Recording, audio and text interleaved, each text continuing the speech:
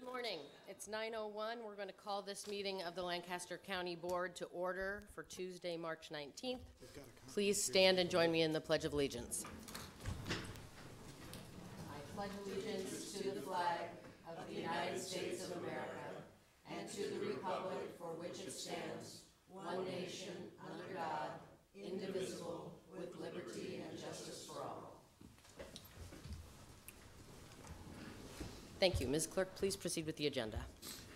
A copy of the Nebraska Open Meetings Act is located on the wall at the rear of the hearing room. Additionally, a copy of all written material to be discussed at today's open meeting is available from the county clerk's staff at the front of the hearing room. These materials can also be viewed on the county's website at lancaster.ne.gov. First item on the agenda is approval of the minutes of the Board of Commissioners meeting held on Tuesday, March 12, 2019. Move approval. Second. We have a motion and a second. Is there any discussion or suggested corrections? Please call the roll. Shore. Yes. Flowerday. Yes. Amundson. Yes. Vest. Yes. Brinkman. Abstain.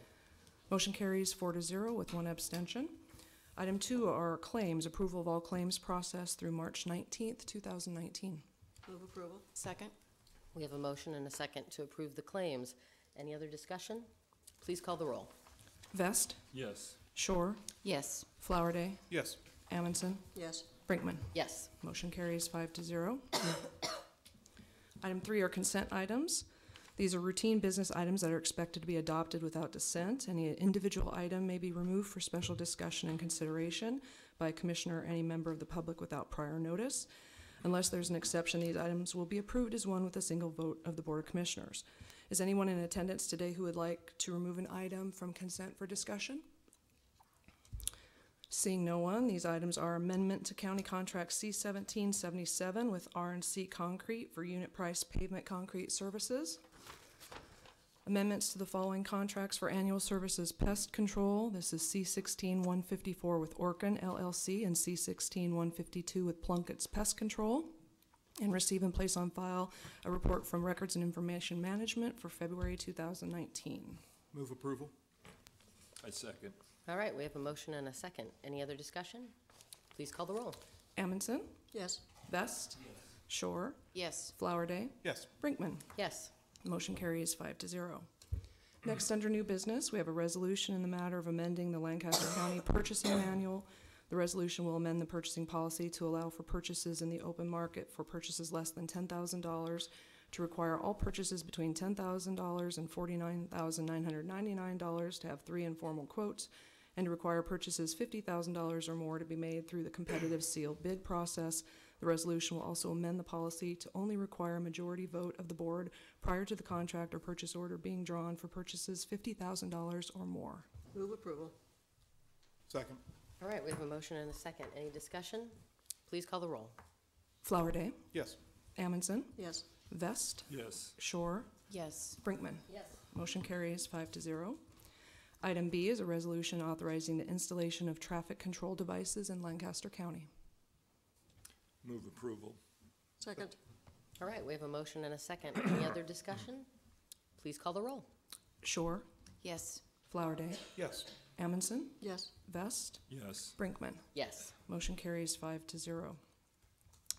Item C is a resolution recognizing March 25th through the 29th, 2019 as Severe Weather Awareness Week and April 6, 2019 as Central Plains Severe Weather Symposium and Storm Spotter Appreciation Day. Good morning, Kerry Egan, Chief Administrative Officer. You should be seeing Jim David Saver here in my place. However, the Emergency Operations Center is activated, and they're presently addressing in a press conference with the water situation for the city of Lincoln and their wells near Ashland. Mark would have been here, but he's the Deputy Emergency Operations Manager. However, he has been loaned to Dodge County, and he is up in Fremont at this time. So neither are available because of severe weather. So anyway, maybe we just have the clerk read the resolution into the record, and then the board can vote accordingly. In the matter of recognizing March 25th to the 29th, 2019 as Severe Weather Awareness Week and April 6th, 2019 as Central Plains Severe Weather Symposium and Storm Spotter Appreciation Day, Whereas Lancaster County and the City of Lincoln are acutely aware of the need for public education related to severe weather, whereas the importance of public awareness and education are key elements for a better understanding of those characteristics associated with severe weather, whereas March 25th to the 29th, 2019 has been designated as Severe Weather Awareness Week, and whereas April 6, 2019 has been designated as a day to provide an educational symposium for the general public and storm spotter training, and whereas Lancaster County desires to join the City of Lincoln, Lancaster County Emergency Management, and the University of Nebraska in providing an open educational forum on severe weather on this date, now therefore be it resolved by the Lancaster County Board of Commissioners that March 25th to the 29th, 2019 is hereby recognized as Severe Weather Awareness Week, and be it further resolved that April 6, 2019 is hereby recognized as Central Plains Severe Weather Symposium and Storm Spotter Appreciation Day, and the board encourages all persons, organizations, and governmental entities in our community to support the activities surrounding said symposium and training events. And be it further resolved that the Lancaster County Board of Commissioners recognizes the commitment of all storm spotters and expresses sincere appreciation to them for their hours of dedicated service dated this 19th day of March 2019. Move approval of the resolution. Second. We have a motion and a second. Any other discussion? Please call the roll. Vest, Yes. Shore, Yes. Flowerday, Yes. Amundson, Yes. Brinkman. Yes. Motion carries 5-0. Item D is ratification of Lancaster County Disaster Declaration for Flooding Event on Saturday, March 9th, 2019. Move approval. Second. We have a motion and a second. Any other discussion? Mr. Egan? Yes, I would point out that the threshold for federal relief under FEMA is $1 million, and I think Pam is here, probably has more information, but I believe we have topped 3.7 million, but I'll let Pam address that issue. Pam Dingman, Lancaster County Engineer. When this event started, I requested this resolution be started in the process. So we are to the point where we're gonna have to go back and inspect every bridge in Lancaster County. We currently have issues in locations where we've never had issues before. We have not lost any of our bridges like several of our peer counties. However, we have dozens of bridges that have very bad damage adjacent to them, and drainage ways in some cases that widened as much as 30 feet during this catastrophic event. I was out with Mr. Bohati, our maintenance manager, last night, and Branch Stoke Lake is still flowing through the spillway almost a week later, and so we have drainage ways where they've never really had water before, and now they've been inundated for more than a week. And so this is not the end of our damage. In addition to that, we spent this weekend reconstructing about 4 miles of gravel road that had been washed out. This is the beginning of our damage. And we were given overnight to come up with an estimate of what our damage was, and we believe we're probably going to be somewhere in the $3.7 million range. All right, any questions for the engineer? We have a motion and a second, so please call the roll. Amundson, Yes. Vest, Yes. Shore, Yes. Flowerday, Yes. Brinkman. Yes. Motion carries 5-0. Item E is a recommendation from the purchasing agent in Lancaster County Emergency Management to award a contract to Blue Valley Public Safety, Inc. for unit price maintenance and repair of emergency management sirens. The estimated total for 2 years is $44,000. I move approval. Second. We have a motion and a second. Any discussion? Please call the roll. Flowerday, Yes. Amundson, Yes. Vest, Yes. Shore, Yes. Brinkman. Yes. Motion carries 5-0. Item F is an agreement with the Nebraska Department of Health and Human Services in the amount of $50,000 for detention services for juveniles committed or placed with DHHS at the Youth Services Center for the period of July 1st, 2018 through June 30th, 2019. Move approval. I second. We have a motion and a second for approval. Any discussion? Please call the roll. Shore, Yes. Flowerday, Yes. Amundson, Yes. Vest, Yes. Brinkman. Yes. Motion carries 5-0. Item G is a contract with Lincoln Epoxy Flooring to provide broadcast system flooring for county corrections. The cost of the county is not to exceed $3,007.50. The work is to be completed within 30 days of issuance of the contract. Move approval? Second. We have a motion and a second. Any discussion? Please call the roll. Vest, Yes. Shore, Yes. Flowerday, Yes. Amundson, Yes. Brinkman. Yes. Motion carries 5-0. H is a grant contract with the City of Lincoln for $68,100 for funding of one law enforcement officer to be a member of the Lincoln-Lancaster County Investigative Narcotics Cooperative Task Force. The term of the contract is October 1st, 2017 through September 30th, 2018. The county shall contribute $15,000 to the project. Move approval. Second. We have a motion and a second. Any discussion? Please call the roll. Amundson, Yes.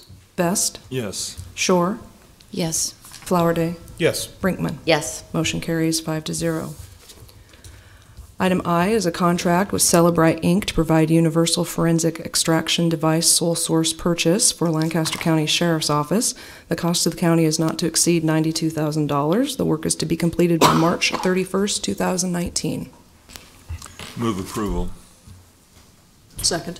We have a motion and a second. Any discussion? Please call the roll. Flowerday, Yes. Amundson, Yes. Vest, Yes. Shore, Yes. Brinkman. Yes. Motion carries 5-0. Item J is acceptance of Federal Grant Award 18-DA-309 from the Nebraska Commission on Law Enforcement and Criminal Justice in the amount of $65,547 for the Lancaster County Diverting the School to Prison Pipeline Project for the period of October 1st, 2018 through September 30th, 2019. Move approval. Second. We have a motion and a second. Any discussion? Please call the roll. Shore, Yes. Flowerday, Yes. Amundson, Yes. Vest, Yes. Brinkman. Yes. Motion carries 5-0.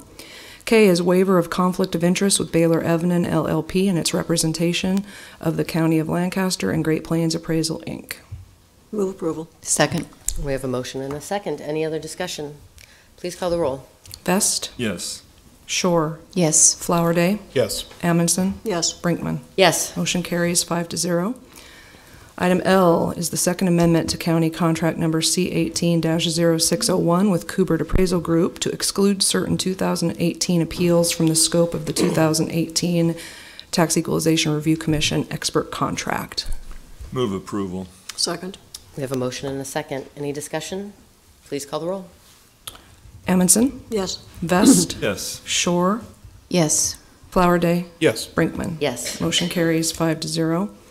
Item M is the second amendment to County Contract Number C17-760 with Great Plains Appraisal, Inc. to include certain 2018 and later Tax Equalization Review Commission appeals in the scope of the 2017 Turk expert contract. Move approval. Second. We have a motion and a second. Any discussion? Please call the roll. Flowerday, Yes. Amundson, Yes. Vest, Yes. Shore, Yes. Brinkman. Yes. Motion carries 5-0. Item N is a recommendation from the purchasing agent and county engineer to award and execute a purchase order using the state of Nebraska contract number 14192OC to provide 2 rear-wheel drive Caterpillar motor graders. The cost of the county is $430,348. Pam Dingman, Lancaster County Engineer. I have Bud and Ron with me today. If you have any questions about these motor graders, we've been trying to buy 2 a year in order to get our fleet up to date. And I know Ron has just a couple things to say about the process. Good morning. A couple things that Ron Bohati, Road Maintenance Superintendent, Lancaster County. One of the things that I wanted to note through our Labor Management Committee, we've talked about numerous things. One of those was adding fenders to the front of the motor graders. The new cabs are kind of a V-shaped in the front. They tend to get a lot of debris thrown at them. We've also had some of the glass break, so we are going to add fenders on these new motor graders to try to give them a little bit more protection. Okay, any other questions for the engineering department? Ron, you've held up well. You look good this morning here. Well, thank you. Pretty busy winter, I believe. You guys feeling real well rested? Yeah, it's been a long, say, 8 or 9 weeks, Yeah. but we're getting through it. Thank you. Well, we do appreciate the efforts of you and all your fellow members. Thanks for keeping us running.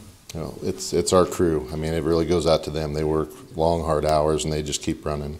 I think we've had 1 day off in the last 9 weeks, so we appreciate that.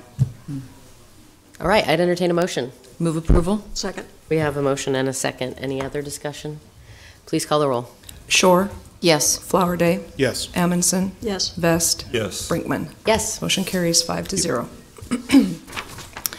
Item O are contracts with the following to provide annual service county snow removal truck-mounted plow services. The contract shall be effective upon execution. The cost of the county is not to exceed $10,000 for all contracts. These are with K2 Construction and Vasa Construction. Move approval. Second.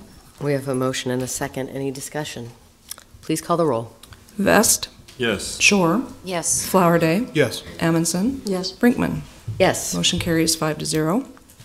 Item P is a memorandum of understanding with Advanced Auto Parts Corporate Headquarters using the City of Charlotte NCUS Communities Contract number 2017-280, State of Nebraska participating addendum number 15020 OC for auto parts and accessories.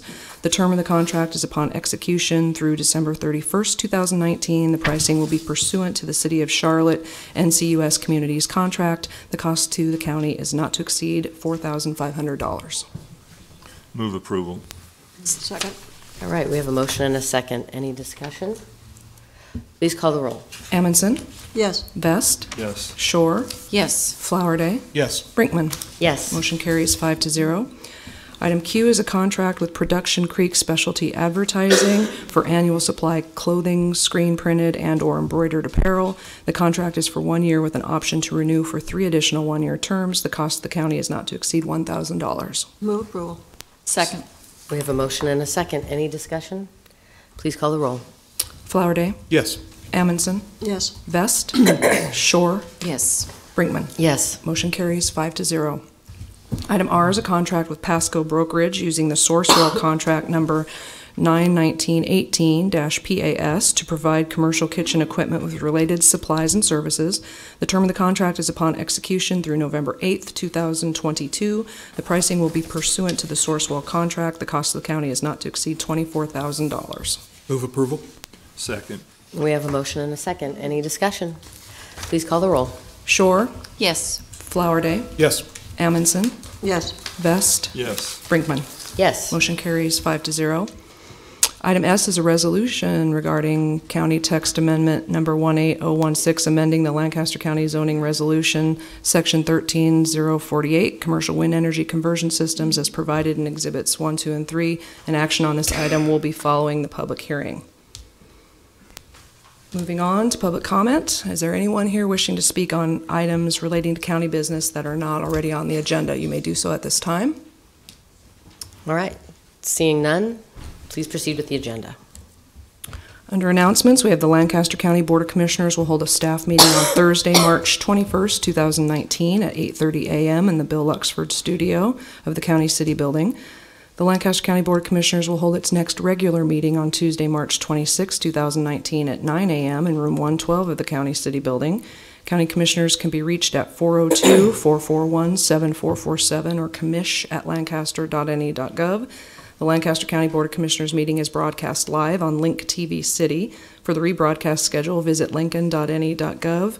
Meetings are also streamed live on Link TV and can be viewed on YouTube. So next, we have the public hearing. Public hearing is on County Text Amendment number 18016, amending the Lancaster County Zoning Resolution, Section 13.048, Commercial Wind Energy Conversion Systems. All right, I'm going to go ahead and reopen the public hearing on County Text Amendment 18016. I want to remind everybody in attendance today that we are reopening a public hearing that we held on February 19th, and that all testimony heard on that date and information and evidence is included in the record for this public hearing that is being continued today. I would encourage everybody in attendance, if you would, we would prefer testimony with new information only, and I will be limiting all testimony to 3 minutes during this public hearing. I want to address the issue related to setbacks. The public hearing today, based on the action of the county board on February 26th, is that we are now, the process, the application before us is the original application that we heard on February 19th. When the board took action to reconsider the actions on February 19th, it meant that we started over. So the proposal before us is the original proposal that came to the board on the 19th. However, I want to acknowledge that discussion has ensued related to setbacks. The zoning regulations as they exist right now provide for a non-participating lot a setback at 2 times the turbine height measured to the property line, or 3.5 times the turbine height measured to the closest exterior wall of the dwelling unit, whichever is greater, but at a minimum 1,000 feet to the property line. The original amendment that is currently before us proposed a setback of 1 mile from the property line. Discussion at the hearing on February 19th included an amendment that brought forth the idea of a 1 mile setback from the dwelling. As you've probably read in local media, we are also considering, or will probably be considering during the voting session today, a setback that would be 5 times the turbine height measured to the closest exterior wall, of the dwelling unit. So, with that said, I want to, on the clerk's behalf, ask that for those testifying today, if you have a handout, a prepared statement, or if you plan to reference any other materials, please give a copy of those materials to the clerk prior to your testimony. If you don't have an extra copy, the clerk's office will make one for you. With that, I would remind everyone that the order in which we conduct our public hearings is that we have staff address the board. In this case, it will be a brief presentation, and then the applicant is allowed to address the board, and then we will start proponent, opponent, and neutral testimony, again, each 3 minutes apiece, and then we'll have a chance to ask any questions and have rebuttal from the applicant. With that, I will ask Tom Chaka from the Planning Department to come forward and start the public hearing.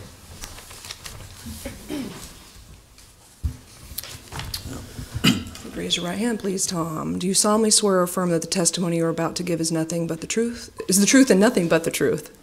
I do. Thank you. Tom Chaka, planning staff. Yes, I'm going to be very brief. I just wanted to reiterate planning department's stance that we support the planning commission's recommendation of the recommended alternative proposal as was adopted by the planning commission. And have any questions? Any questions from commissioners? Okay, thanks, Tom. All right, time for the applicant. Is there someone representing the applicant that's going to testify?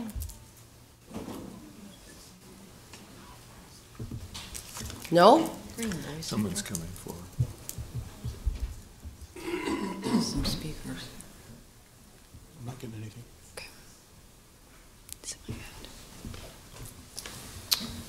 Both, please.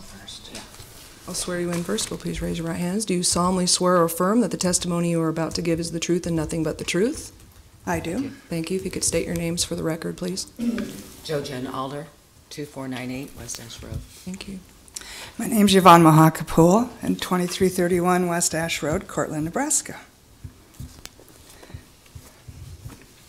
We're going to play a little video first. It's short, and then I will talk a little bit. You're the best.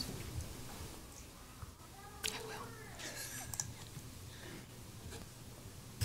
Chris, with the 50 decibel level, what distance to property line or to a dwelling unit do you need to get down to the 40 and 37?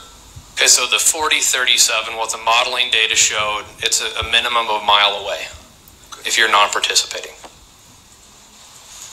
So fairly, large setback.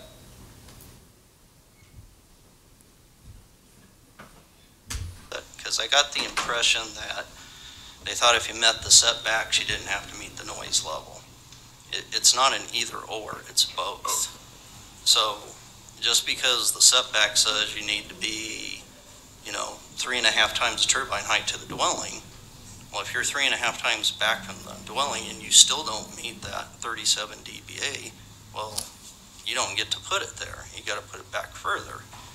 And their own, the applicant's own modeling that was done by Epsilon Associates kind of concluded that to meet that 37 dBA, a wind turbine would have to be a mile away from a dwelling. So in essence, they're, basically have a mile setback.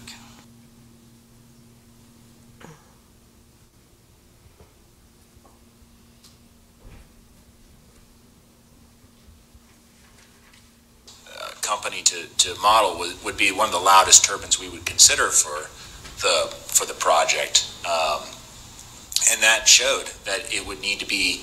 We could site a turbine within a mile of a non-participant property.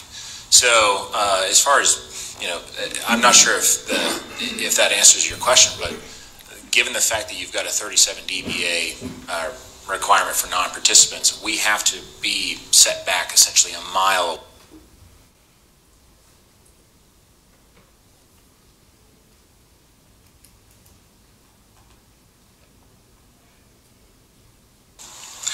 Somebody asked why we can't guarantee that 37 decibels at night means a turbine will be exactly a mile away from somebody's house. Noise modeling, as the health department staff described, is done very conservatively. As they described, not only are you not going to model something exactly 50 decibels because you can't scoot that $2 million turbine over a little bit if you're wrong. So they're actually going to go down a couple of decibels. Those models also act as if the wind is coming from all directions at all times. And those models also look at the topography, and they look at the combination of wind turbines and how they might play off of each other, again, with different wind directions. So when you get that, 37 decibels at night might be a mile away from a house. It might be a mile and a quarter away from a house. It might be a little bit less than a mile away from a house. It also varies with turbine technology. Some turbines have a different noise profile than other turbines. But when NextEra did the modeling, and their consultants, engineers did the modeling at the request of the health department, roughly what it showed is that every turbine to meet that existing non-participant level would be approximately a mile away from a house.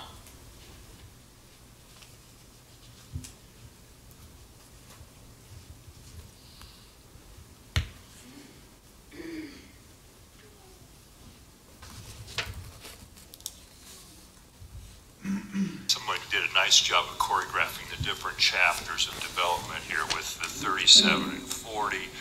Then the most recent development was 50 for participating landowners, but still 37 and 40 for non-participating landowners. Right. And in meeting, and there's documentation floating around on paper, and I spoke with the health department folks on Friday, and they said that the likelihood, and I think you're saying the same thing, of meeting that 37 and 40 decibel level will mean that the wind turbines need to be generally in the range of a mile away. Sometimes perhaps a little less could still meet the standards. Sometimes it might require more than a mile to meet those standards for non-participating. That's all accurate. I'm understanding that accurately, Mr. Levy. You are, Commissioner. That's all correct. All right.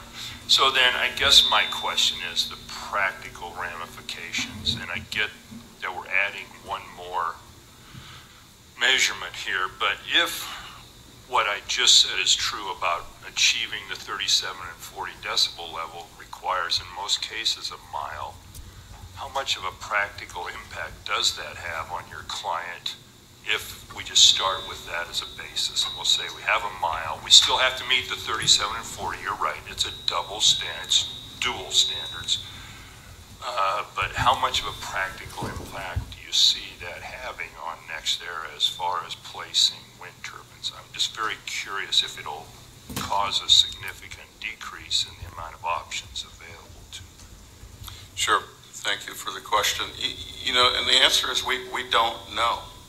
And that's another reason not to adopt this kind of blanket, arbitrary standard. And it is somewhat arbitrary because we do have the science.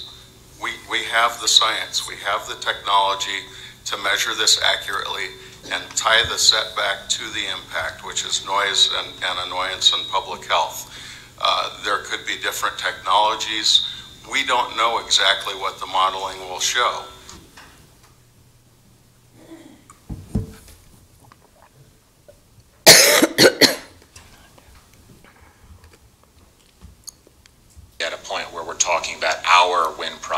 per se. Okay. So I just want to make that distinction. With respect to our wind project, we're still trying to gather support within the community. The community would have to buy, under current regulations, if the community doesn't buy into the project, then we're not going to be able to site turbines. That's just how the existing regulations function. But, would this kill the project?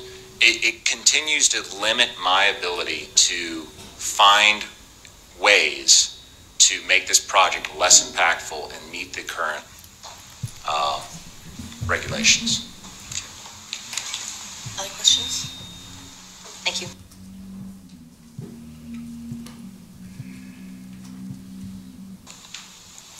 When the health department requested that that study be done, we worked with them and we let them know that the turbine technology that we were choosing to use in that model was going to be one of the louder turbines that we were considering for the area. And the reason why we selected that turbine is because we were trying to show them essentially a conservative look.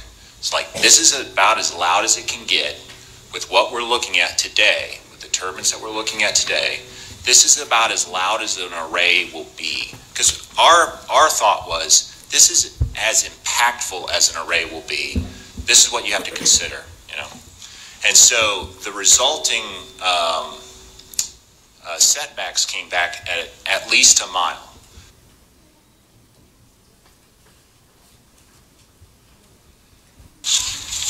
Madam Chair, members of the County Board, new technology is a red herring as an issue in this discussion. It's the first we've heard anything about the potential of NextEra incorporating some as yet unknown new technology. Every time we've had a public hearing on either the developer's proposal to reduce levels for participating properties or this text amendment, both the Health Department staff and NextEra have testified on the record that the modeling shows that the setbacks will be at least a mile. Apparently, that may not have been exactly truthful. The idea that there might be future technology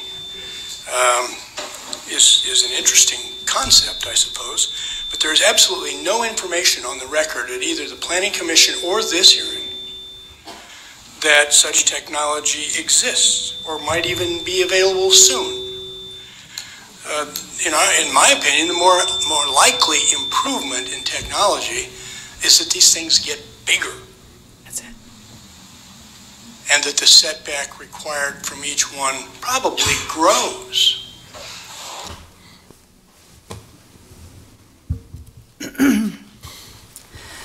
So 37 dBAs equal a mile, and 1 mile equals 37 dBA. We need distance to protect us, no matter what size, how loud, or how quiet the turbines can be.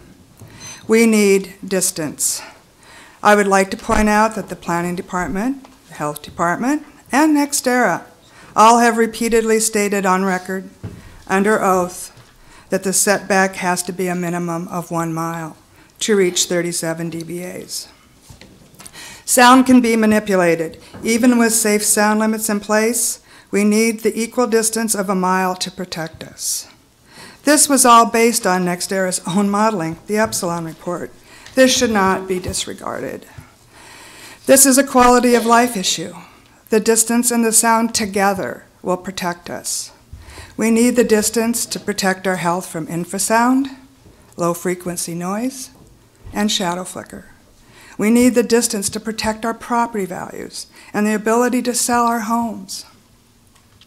We need the distance to protect our property rights and how we use it in the future.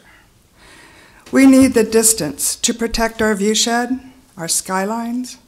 We live in the country. We spend much of our time outdoors. We enjoy sunrises, sunsets, and everything in between. We all know the sights and the sounds of agriculture. These sounds do go away, but the turbine sound, it will never go away. Protect us. Do not allow these wind companies to come and pollute our countrysides. I want to thank the Prairie Wind Watchers for giving me the opportunity to speak for them today. This group and the rest of Lancaster County who believe there's a better way, they deserve to be protected.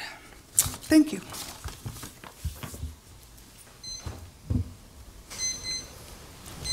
All right, having heard from the applicant, we'll start proponent testimony.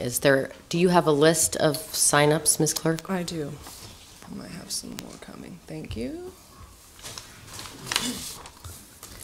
Okay, so the next names we have on the list: Judy Daughtry, Greg Poole, Stephanie Hamill, and Sally Schwar.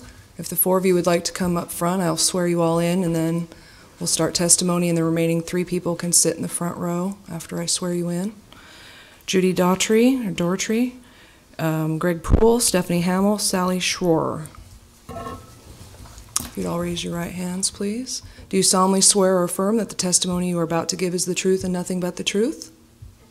Okay. So, Judy, if you would like to begin, and Greg, Stephanie, and Sally, if you'd like to sit in the front. Thank you very much. Thank you.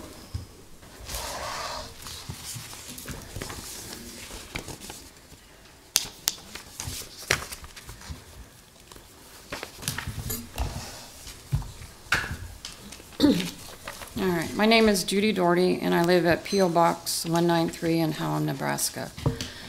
I've brought to you a handout from the Cathanas Wind Farm information form with a link to their website. This website keeps up-to-date information on wind farms and turbines worldwide. The information I have printed off for you is on accident statistics associated with wind farms and turbines. These tables include all documented cases of wind turbine-related accidents and incidents, which could be found and confirmed through press reports or official information releases up to December 31st, 2018. Now, what I've also brought with me is the standard house fan. We have all seen these. What I want to point out is the difference between these wind turbines is this house fan has a built-in safety feature. It's the cage around the blades. If this fan doesn't have this cage on it, you shouldn't be using it because you run the risk of being seriously injured by one of these blades if it falls apart. Everybody knows that. Now, wind turbines are basically bigger fans. The only problem is they don't come with the safety cage. Your only safety from these things is a setback distance. Now, according to the report from the Cathanas Forum, it says, by far, the biggest number of incidents found were due to blade failure. Blade failure can arise from a number of possible sources and results in either whole blades or pieces of blades being thrown from the turbine. Now, if each of you remember, I provided you with copies of an article at a prior meeting on the number of blades failures that occur each year. It reported that there were about 3,800 blade failures a year. That's a problem that seriously needs to be addressed. On page 3 of the Cathanas form, it states that pieces of blade are documented as traveling up to 1 mile. 1 mile, people. It's a documented fact. In Germany, blade pieces have gone through the roofs and walls of nearby buildings. This is why the CWIF believed that there should be a minimum distance of at least 2 kilometers between turbines and occupied housing. 2 kilometers is about 6,568 feet, or about 1.25 miles. Now, what I want you to envision is where my kids are standing to board their school bus every weekday. Where is that? Is it at the dwelling? No. It's at the end of the driveway, the property line. That is also, we have begged you to have setbacks at the property line, but have been denied that. I have absolutely have the right to demand that they are not put in harm's way just trying to go to school. The danger is preventable with a safe setback. Voting for anything less than 1 mile would be saying we could have some deaths, maybe a school bus, but that's the cost of doing a business. Putting families and kids and school buses in harm's way is just not the right thing. Please give us the mile setback that we deserve. Thank you. Thank you. Judy, can I have a copy of that article, the one that you? This one? Yeah, do you need a copy, or can I keep No, this one? you can keep that. Thank you.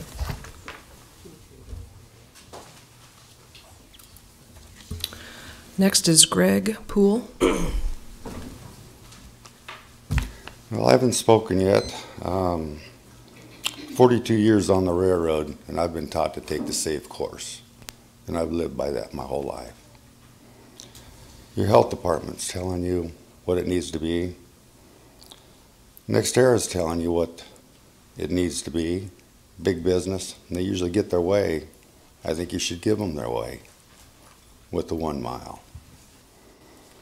Feel like I'm up in front of the great and powerful Oz here. Feel like I'm the lion. So do we. We feel the same way. Feel like I'm the lion, you know, my tail going there. Anyway, this is going on quite a while, and I just hate to see NextEra not get their way, you know, and get the mile. So please give them the mile, and we appreciate it. Thank you. You, Mr. Poole. Stephanie Hamill.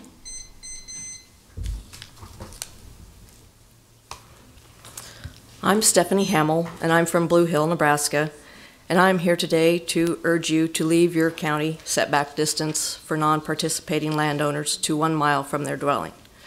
First, I'd just like to ask you all, do any of you live near a wind turbine?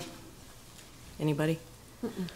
I'd also like to ask Mr. Clement, which I don't think he's here today, Mr. Levy, Mr. Kuhn, do any of you live by a wind turbine? Is there anybody here in the room today that lives near a wind turbine?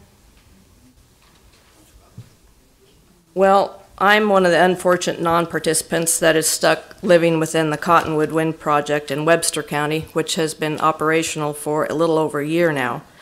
No one, and I mean no one, should have to live with what I've been experiencing this last year. The annoying amplitude modulation, or what I call the constant whooshing of the turbine blades, goes on 24/7. Some days, depending on the weather conditions and wind speeds, it is severely worse than others. There have been several nights when I have been awakened by or can't get to sleep because of the pulsating noise coming through my bedroom walls. The turbine directly to the north of me is 1,490 feet from my home. There's also one 1,867 feet to the south, another one about a half a mile to the northwest, and another a half a mile to the northeast. And I can tell you, after living near these things for over a year now, that's not even close enough to being far away from a home. Also, there are periods of shadow flicker that occur during certain times of the year. It is like someone turning the lights on and off in your house constantly.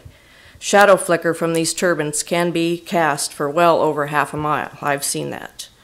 And I believe that 1 hour of shadow flicker in a home is too much, let alone 30 hours a year.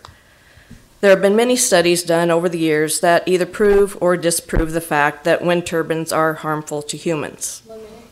I can't tell you if any of this research is true or untrue.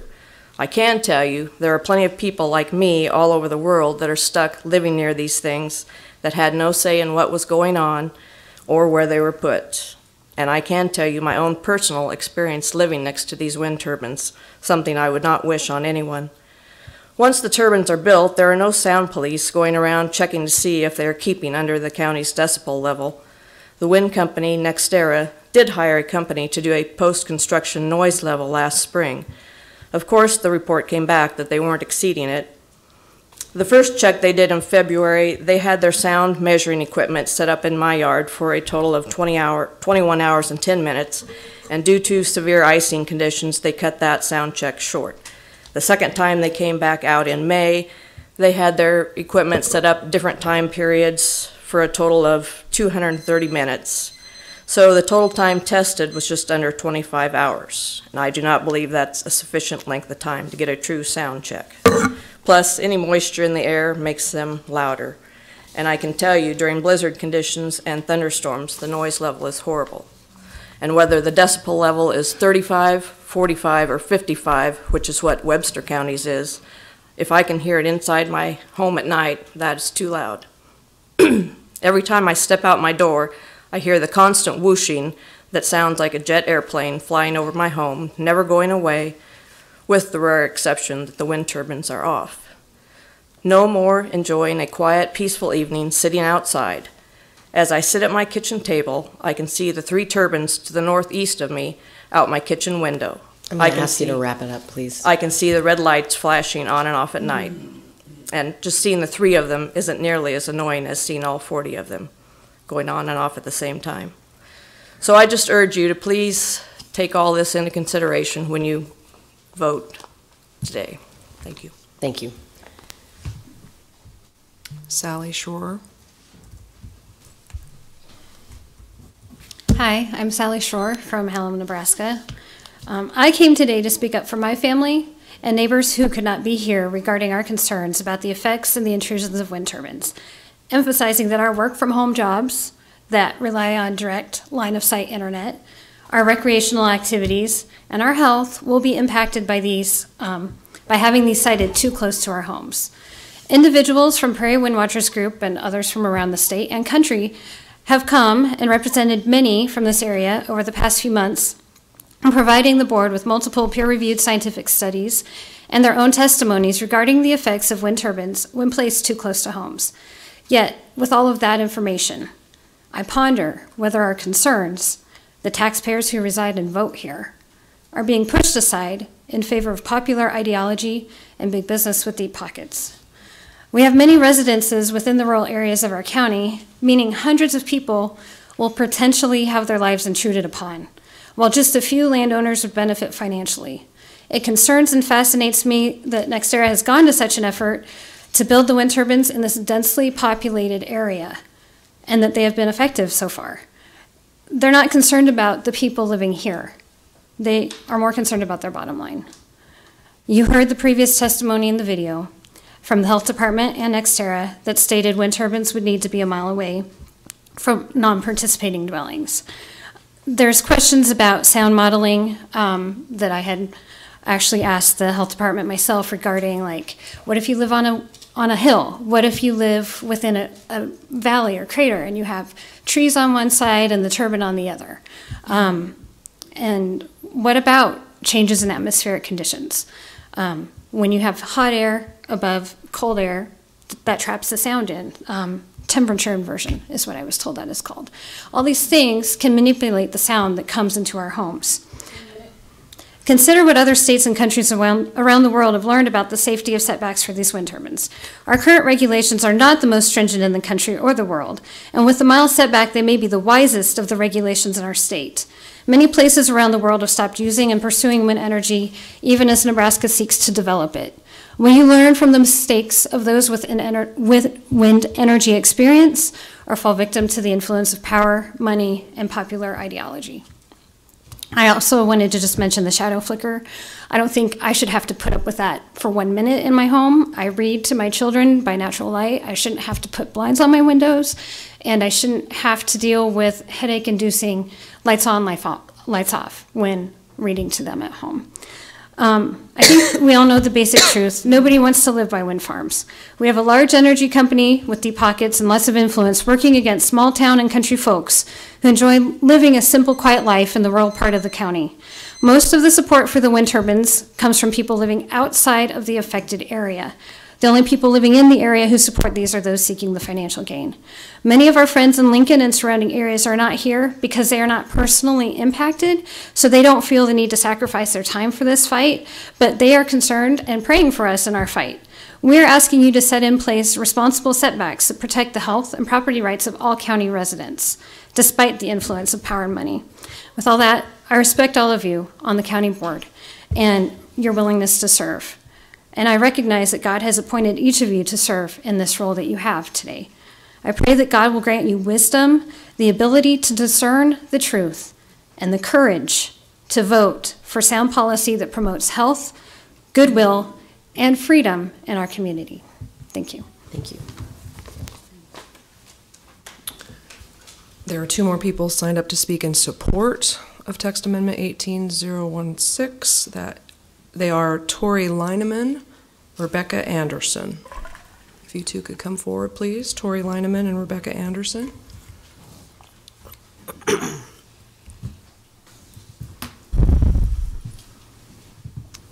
you both could raise your right hand, I'll swear you in first. Do you solemnly swear or affirm that the testimony you're about to give is the truth and nothing but the truth? I do. Okay. Tori, you're first. Okay. I gave you a copy of my written statement, and I wrote it down just to make sure that I didn't forget anything. So since you have the written copy, I get to read the electronic copy. Okay. Dr. Tori Linneman, 26969 Homestead Expressway, South Highway 77, just a mile and a half north of the Gage County line. So really kind of in the heart of this. I currently own and operate a cattle ranch at that location and a farm 5 miles east near Norris Schools. I'm actively involved in the agricultural community and have hosted numerous educational and charitable events at our ranch. I would be happy to talk about those things as they are personally important to me and my family. However, today I'm here in more of a professional capacity and to be the voice for persons with disabilities. I have dedicated my professional life to education and the service of students with disabilities. I have my PhD in special education. I am currently on extended leave from my position as a special education administrator at Lincoln Public Schools due to the recent passing of my husband. And my need to be on the farm and ranch. I didn't realize this was going to be so difficult. Take your time. That's also why I haven't been here sooner. I am the former director of graduate studies of special education and early childhood special education at Concordia University, and also the former assistant special education director and learning coordinator for Norris Public Schools, in addition to many other educational roles. I have a broad base of knowledge in both the research and practice of education and specifically special education. I continue to serve as a content expert for Vanderbilt University, specifically in the areas of strategy instruction, self-regulation, and students with attention deficit hyperactivity disorder. I have dedicated, oh, whoops. I'm gonna need more than that. Okay. I'm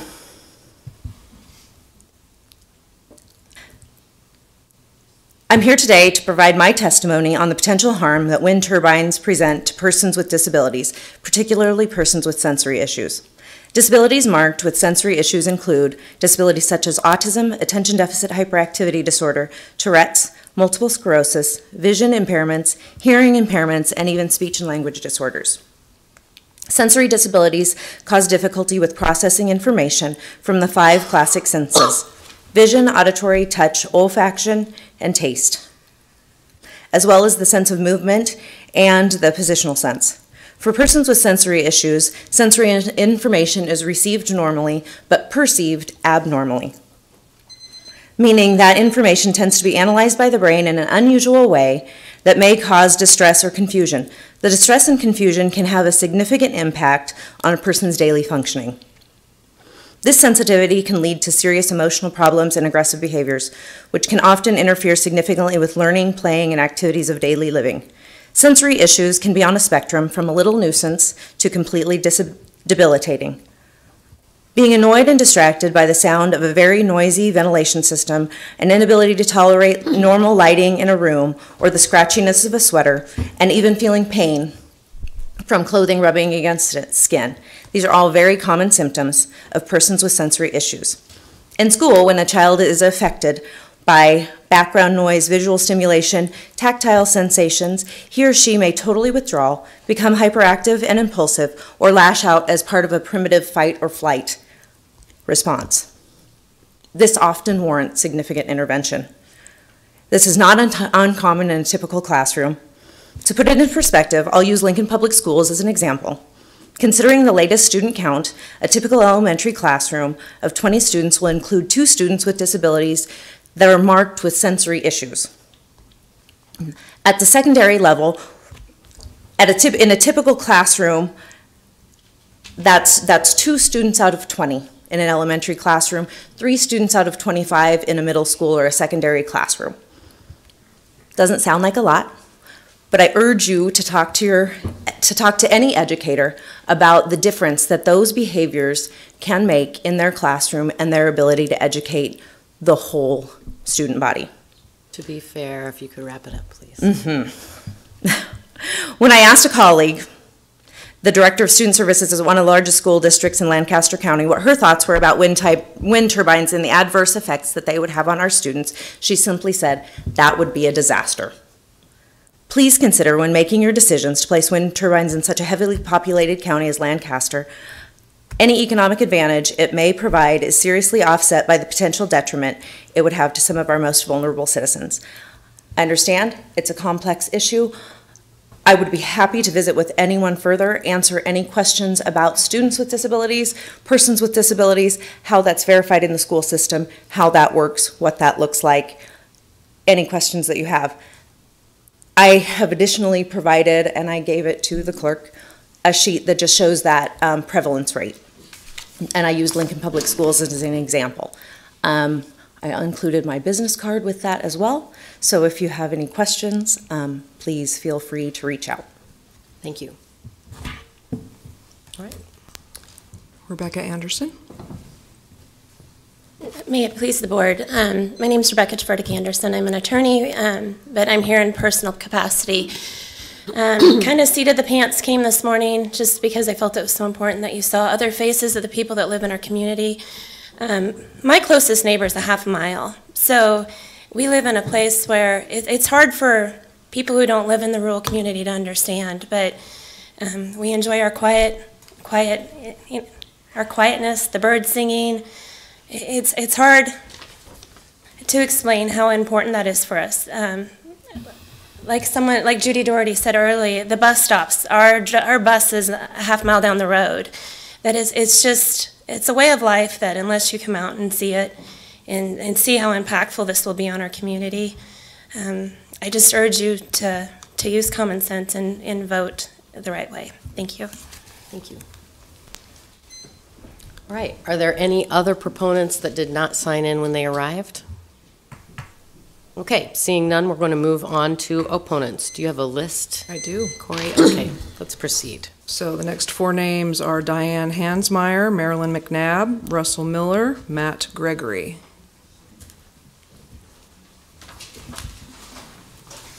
Diane Hansmeyer, Marilyn McNabb, Russell Miller, Matt Gregory.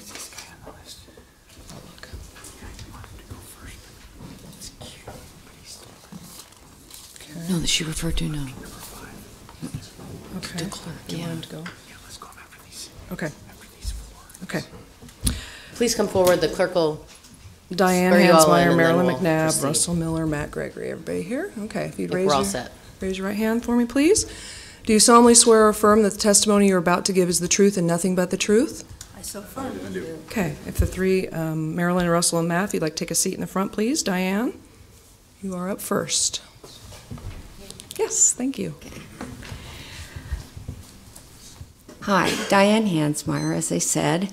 I am a participating landowner, and I decided today to let you know exactly why I think it's a good thing for us to have wind turbines in Lancaster County. And part of it is, well, I guess the majority is that I have three loves. And those loves, of course, my family, but my main two that this affects is farming and my grandchildren. And right now, I feel the farm community is having a very difficult time because things are not. Sometimes you spend more than you raise. And it's very difficult not to use the banks. And one of the things that, of course, we know, and I'm sure you've heard, is the amount of tax dollars that will come to this county. And one of the things we're having a very difficult time with is, of course, property taxes. And we need a way to not just make a few pay for everything. We just had a school bond issue that passed in Crete, and we built a new high school. And the majority of, or all the people that were really for it were people that lived in towns. And so, there is something, it's very difficult to pay for everything when you're a farmer and you have property, but you have a lot of property taxes. So that's one issue that I think we can all benefit from. It isn't just the farmer that would benefit from this. It is the city, Lancaster County. If you could get more property dollars from other places, and there would be a way that we could give a little help to those that, and I know they're trying to do it in the legislature, but that's always a big issue because you got to take it from somewhere else. My other love is my grandchildren. Great love. And I think that our generation needs to figure out ways to give back so that when our grandchildren are our age, they will at least have had a great life and not have everything taken from them. One thing that we are certainly need more of, that wind produces, is a way of a cheaper energy. And that certainly would help this generation that's coming up, because energy costs are going to go up. There is no way it cannot, except for something that is cheap as wind. And I know I live on a hill. Also, each single turbine avoids over 3,000 metric tons of carbon dioxide a year, and that way we could avoid some climate changes. That, I think, is one thing that we need to give back to our children so they have no air or water pollution. I'm going to ask you to finish up if you could, please. Sure.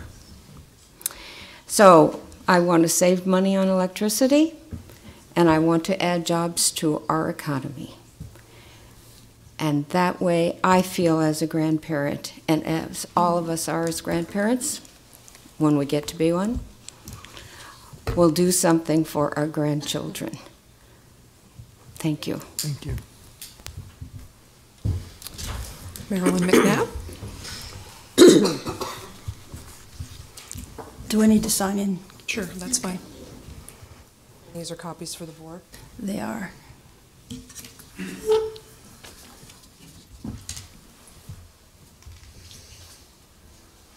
Good morning, Madam Chair and Board.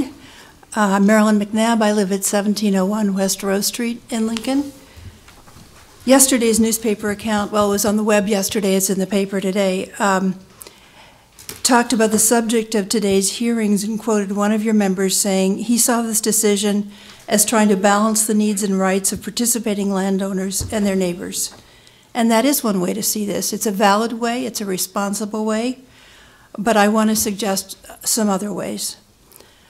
A national poll by Conservative Energy Network shows that 78% of voters in the last national election want a new clean energy system in this country.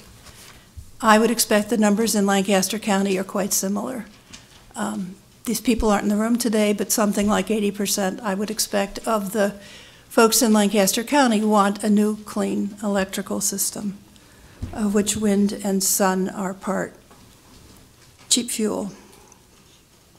Another group of people to think about are the 97% of practicing, publishing climate scientists who said for some time that climate change is the result of human activities, which release greenhouse gases, including the kind given off when you burn fossil fuels, coal, oil, gas, to make electricity.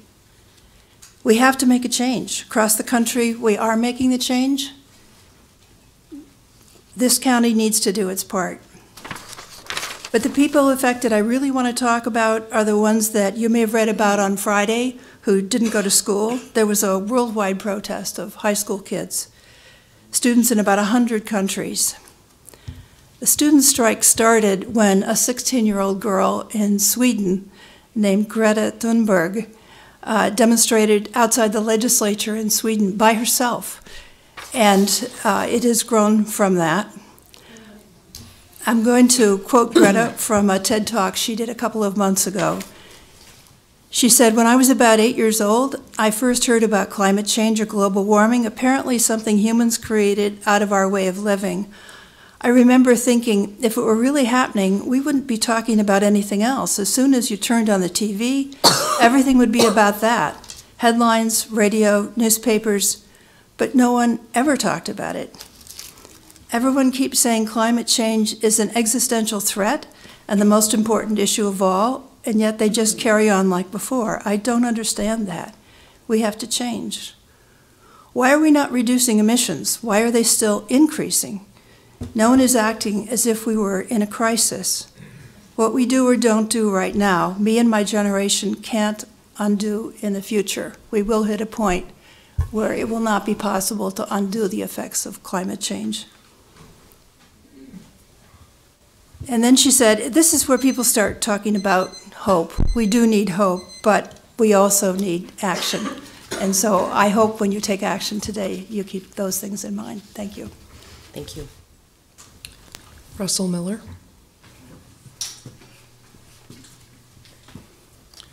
Excuse me. Russell Miller, 341 South 52nd Street here in Lincoln. I've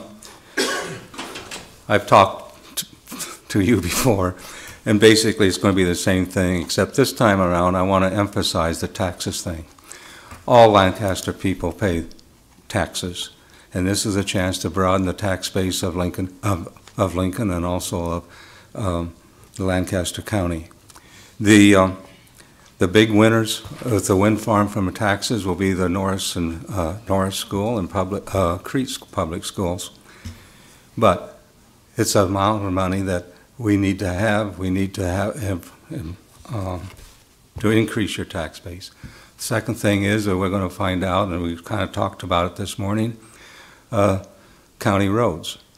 We're going to need more taxes to pay the bridges, to restore the roads. Here's a chance to increase that tax base. And I wish you would vote for whatever would increase our tax base. Thank you. Thanks, Russell. Thank you. Thank you. And Matt Gregory. Good morning, Chair Brinkman and Commissioners. My name is Matt Gregory. I'm here today representing Lancaster County Farmers Union. I'm speaking today in opposition to the text amendment filed by the Prairie Wind Watchers. I appreciate all the work that the Commission has done on this issue. I appreciate the reconsideration of the vote that Commissioner Vest has proposed, but I want to say that we're opposed to any new setback and in support of the changes that the Planning Commission recommended. A half mile or 5 times the turbine height setback is an arbitrary distance. It's not based on any scientific basis. There are ample protections for non-participating landowners, from the sound regulations to the shadow flicker stipulations. These additional setbacks being proposed are unnecessary and unreasonable. A 1 mile setback would essentially kill wind energy development, and I believe that a half a mile setback will greatly hinder it. And this is exactly what the Prairie Wind Watchers want. When they're done here at the Lancaster County Board, they're going to move to Gage County and continue to do this, continue to throw wrenches in the process of wind development. So Nebraska needs more rural economic development, now more than ever. As you've heard before from a couple of people, we're facing a property tax crisis. We've got 5 years of low commodity ag prices, and this was all before the record snow and melting and the flooding that it caused that has destroyed communities around the state. Rural Nebraska needs help, and climate change needs to be addressed, and wind energy is the solution on both counts. According to the Yale Program on Communication Research that was done last year, 2018, 64% of Lancaster County residents believe global warming is affecting the weather. That's almost a supermajority. Only 6% outright disagree. 70% of Lancaster County residents want to see corporations do more to address climate change. And 54% want to see local officials do more to address global warming. And only 15% saying less. So we need to be removing obstacles, not adding them, and welcoming wind and solar development in the state. And I'm thankful that Lancaster and Gage County didn't see the catastrophic flooding this past week, but it could be them next time. So let's get some landowners payments, let's get some more property tax relief, and let's ramp up our wind and solar development and get some coal units offline to lower emissions to address climate change. Thank you. Thank you. Okay, the next group of four, David Kuhn, Carla Hansmeyer, Donna, is it Roller? Donna Roller, 2000 Twin Ridge Road. I apologize if I misread your name, and Rebecca Seth. David Kuhn, Carla Hansmeyer, Donna Roller, Rebecca Seth.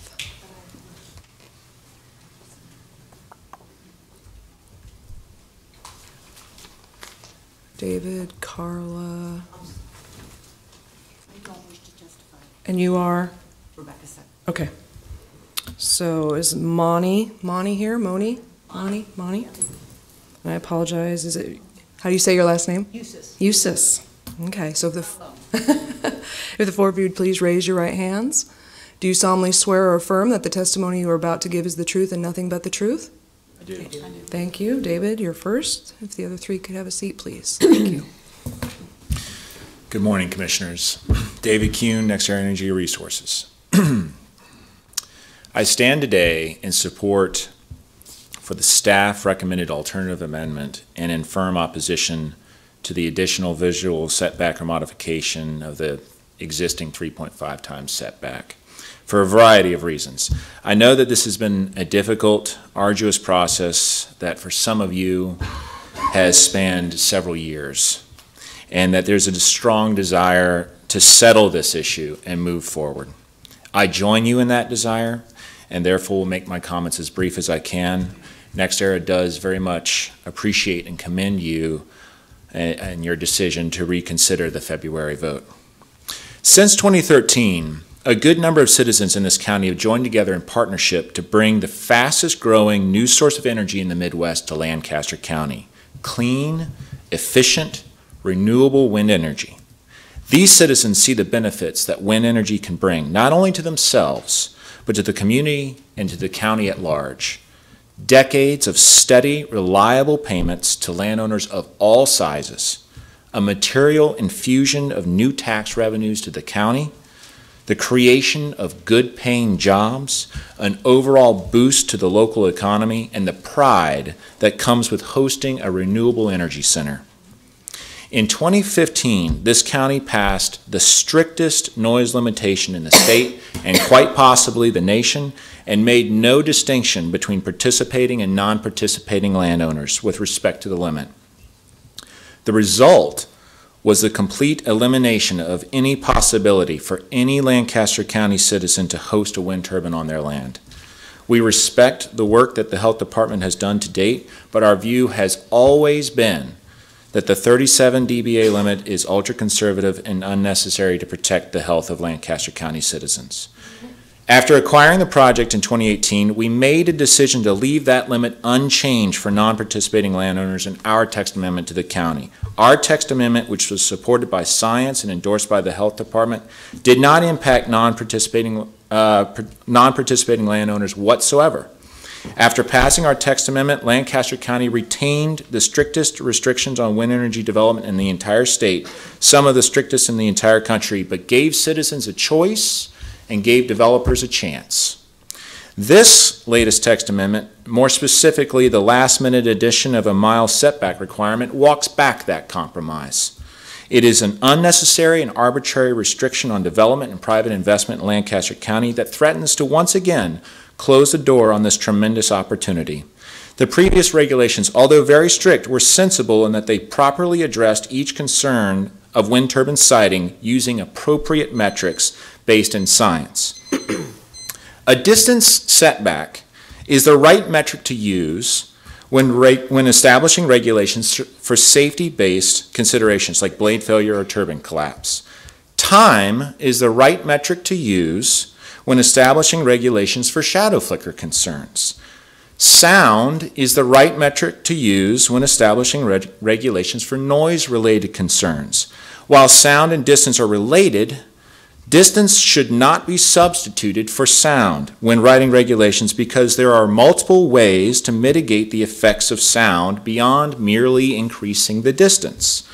The noise effects can be mitigated by the turbine itself being quieter or the ambient noise being higher at times when the turbine is also producing its maximum sound output.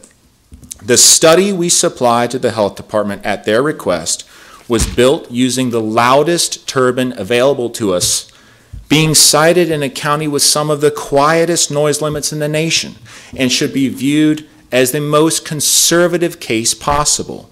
I'm going to ask you to wrap up, sorry. I'm sorry, almost done here. Using the appropriate metrics and regulations provide developers with vital flexibility, particularly when the sound levels are as strict as they are in this case.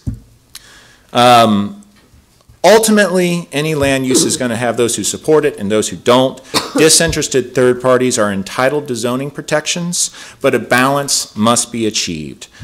With the mile setback, if 9 out of 10 citizens in a particular area are interested in hosting wind energy and one isn't, that one can essentially veto the wishes of the other 9, even if the turbine meets all sound, shadow flicker, and safety-related considerations. I urge you to vote for sensible regulations, ones that the Planning Commission recommended nearly unanimously and do not involve an arbitrary setback, and to give this county the opportunity of wind energy development. Thank you. Thank you. Carla Hansmeyer. Hi. I didn't come here with any type of speech or anything. I just thought it was important to come and tell you why I think this project is important. My livelihood, my husband's livelihood is out on the farm. And as you guys know, it is very difficult for us to make a living. Therefore, I have to live in town, or I have to work in town. The taxes that we have to pay based off of the property that we own are just almost unbearable. It takes me 3 months of working in town to pay for the taxes that I have to pay for with the land that my husband and I work so hard to get a hold of. Sorry, I'm kind of nervous. I don't disagree that being out on the farm is pretty and it's nice and everything, but as we said earlier, or you guys voted on earlier, we need road graders. Some of our roads out in the country are so impassable. Flooding, yes, we were affected by the flooding. So the roads are impassable, but we need $430,000 to buy a road grader. So I'm begging you on the thought of at least making it fair. I don't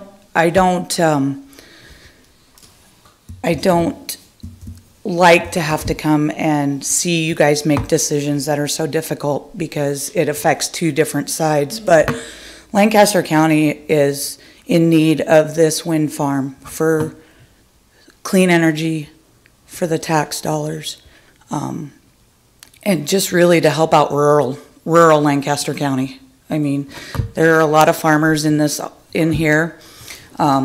As far as the one lady said, as the wind towers falling apart, you know, your chances of getting into an automobile accident are just as great as having a wind turbine fall apart and hit a bus, you know. So again, I don't have any big speech or any good statistics like everybody else brought in here, but I do want you to please entertain the idea of clean energy and the importance of the economic growth that we could sustain in this county. Thank you. Thank you. Donna, and is it Roller? It's roller. Well, R-O-L-L-E-R? If it's German, it's Roller, but it is roller. Okay. In English, I guess. I'm just here to, I live in Lincoln and I've owned a farm and I understand all these rural issues. I've also fought the KXL pipeline for 10 years. So I know the environmental issues and all the dangers that we are facing, and one of them is the climate change issue. And I'm here to say that we should not be restricting wind energy to the point that it's not able to be developed at all. So there needs to be a way that we can address the need for alternative energy. And we just have a flood here that the Nebraska is underwater. We got $1 billion of loss. Over 1,000 cattle are lost. I've been spending a lot of time in the legislature watching how they are not passing bills that we need in the Revenue Committee. Basically, they are being very irresponsible and not passing any legislation that will relieve our tax burden. So, in other words, you know, I just think that this state is going to go bankrupt.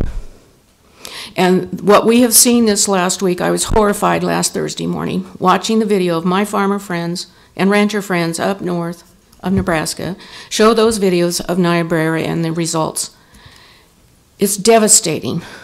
And this is climate change. It is happening. It is now. It has arrived. We may not survive it. The state may not survive it because we are going bankrupt. And, you know, you cannot say we're not going to have any wind energy. I'd like to say that about KXL pipeline. In fact, we're on a water restriction here in Lincoln.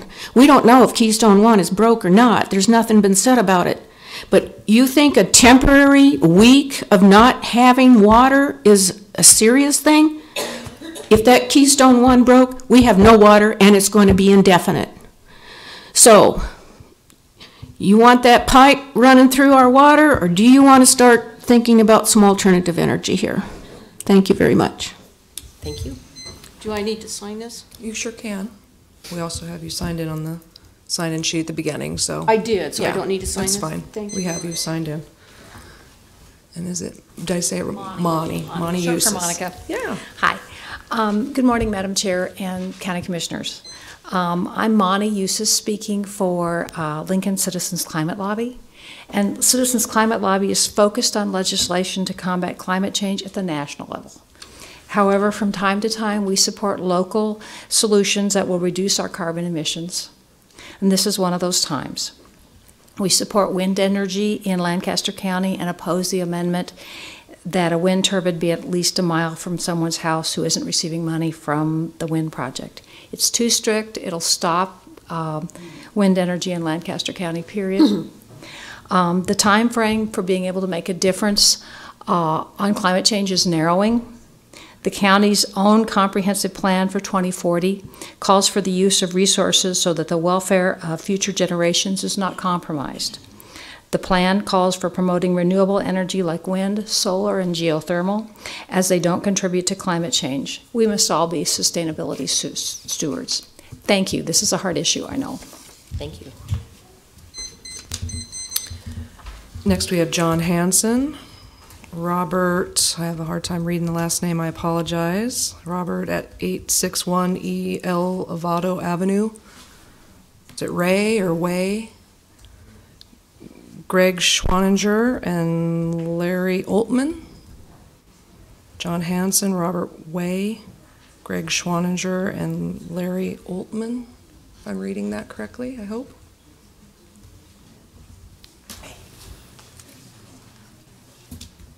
If you'd all raise your right hand for me, please. Do you solemnly swear or affirm that the testimony you're about to give is the truth and nothing but the truth?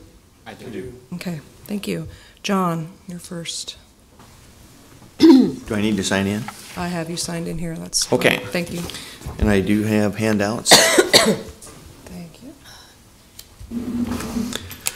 Good morning. I am John Hanson. I am the president of Nebraska Farmers Union. It's always an encouraging sign to know that the state organization and our county organization are both on the same page. I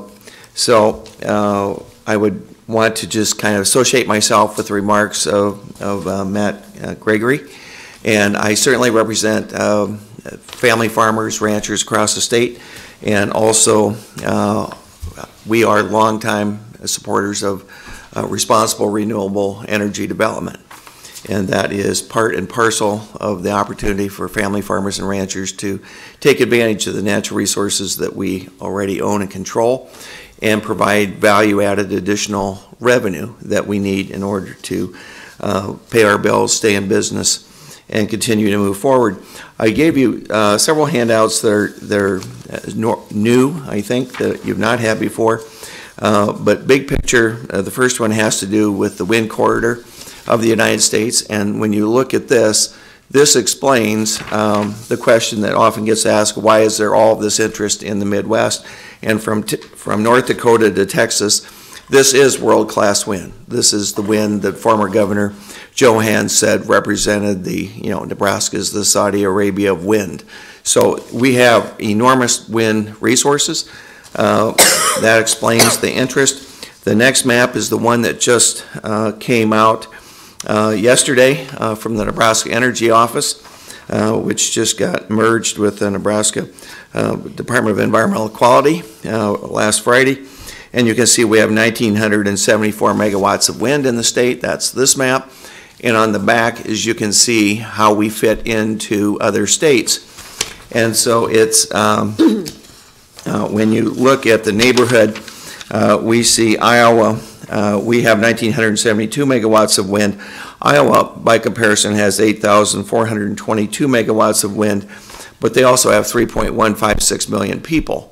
So they have about 3 times what we have. We have 1.929 million, so they've got a couple million more than we do. So Kansas has 2.9 million people, but they're at 5.653. I point these things out to say that all of these states that have substantially more populations than Nebraska do are much more heavily, densely populated than our state is, both in cities and in rural areas, continue to make the decision to continue to move forward, because this is important economic development. And to that end, here is the last handout, which gives you the information from AWEA relative to wind energy in Nebraska. That is also the new, most recent data. This is a big deal. We do everything we can possibly do to try to provide opportunities for property tax relief. This is property tax relief for everyone who lives in the community, everyone who lives in the county. This is new additional tax base. It's new additional farm income. It's new good paying jobs. It's all of those things. And from our farmer perspective, each one of those wind turbines represents a part-time job. On average, our folks get most years about 88% of our net farm family earned income from off-farm jobs. And so when commodity prices are low as they are now, it's even higher. So these part-time jobs aren't just handy, they're essential. Thank you very much. Thank you. And the last thing I would say is that we oppose, we're obviously opposed to the original set of tax proposals, and we do support the county planning and the county staff recommendations. Thank you. Way like a one-way street. Okay. Thank you, Robert. Hello, my name is Robert Way. I will be brief.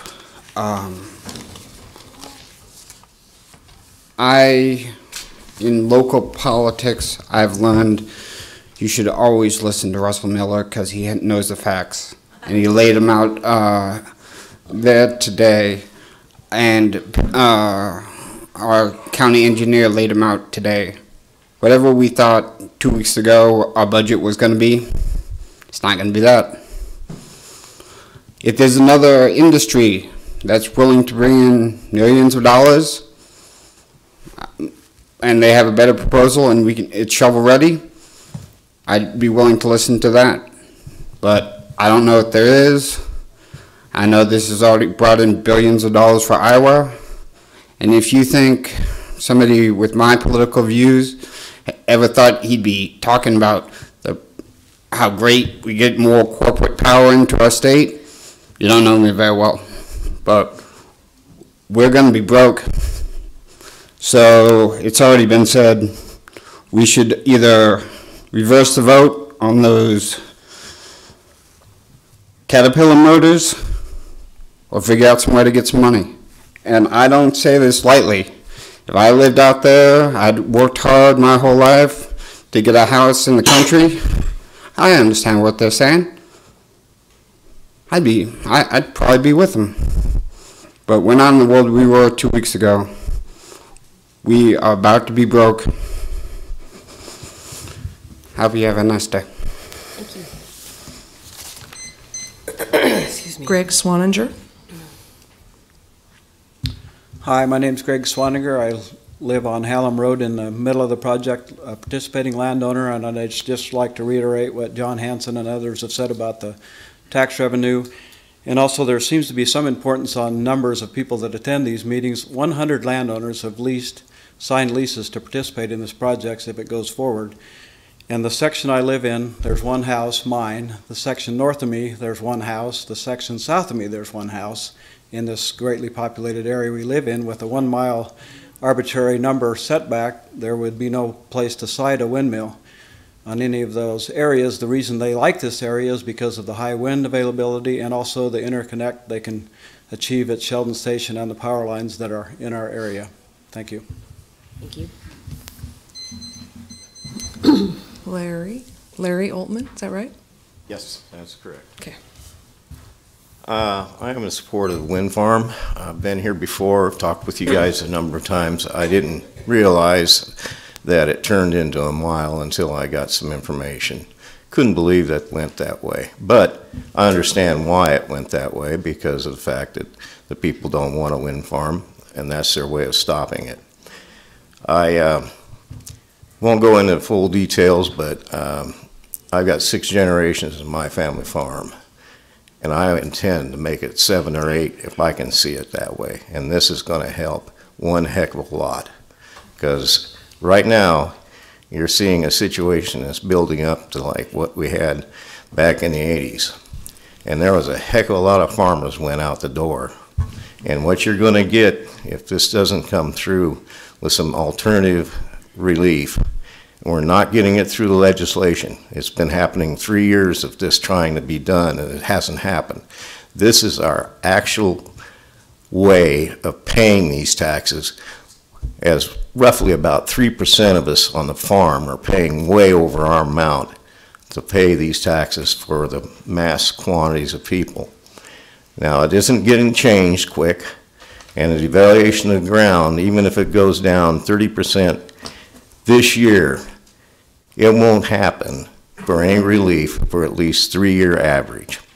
So we need some more help out here on the farm. And if you want farms and you want this peaceful, quiet countryside to keep existing, I would recommend that you help the guys that are out here making a living on the farm and not driving back and forth to town and enjoying the countryside, which I do appreciate very much like everybody else does. But we need some help out here that are farming out here and trying to make a living and trying to keep the thing going. And I just hope you understand that mile is like a lynch rope to the project. And I'm going to make it quite clear that you don't want to do that. If you want people that want to keep paying taxes, you better understand that that wind farm's going to help these guys out here trying to make a living off the farm. And I appreciate you listening. I hope you can understand my reasoning. I hope my neighbors do, some don't. But there's a number of farmers out here that may not be here because they don't care to be up in public like I don't care to be up here. But I want to speak my piece. I want freedom of the farmer out here. I fought for my country, for the freedom to be able to do this and talk up here. So I wish you would understand the importance of what this means to us farmers out here that are trying to make a living. Thank you. Thank you. The next 4 names are David Swaninger, Kimberly Dickey, Tatum Dickey, and Lou Bratz.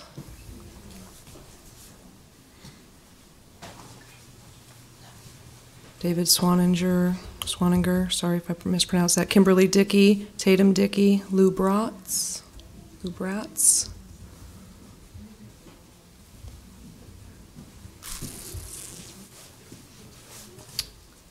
I don't see the Tatum. Dickies. Maybe you want to call two more names. Okay, Gina Frank, Mo Neal, Gina Frank and Mo Neal. Here they come.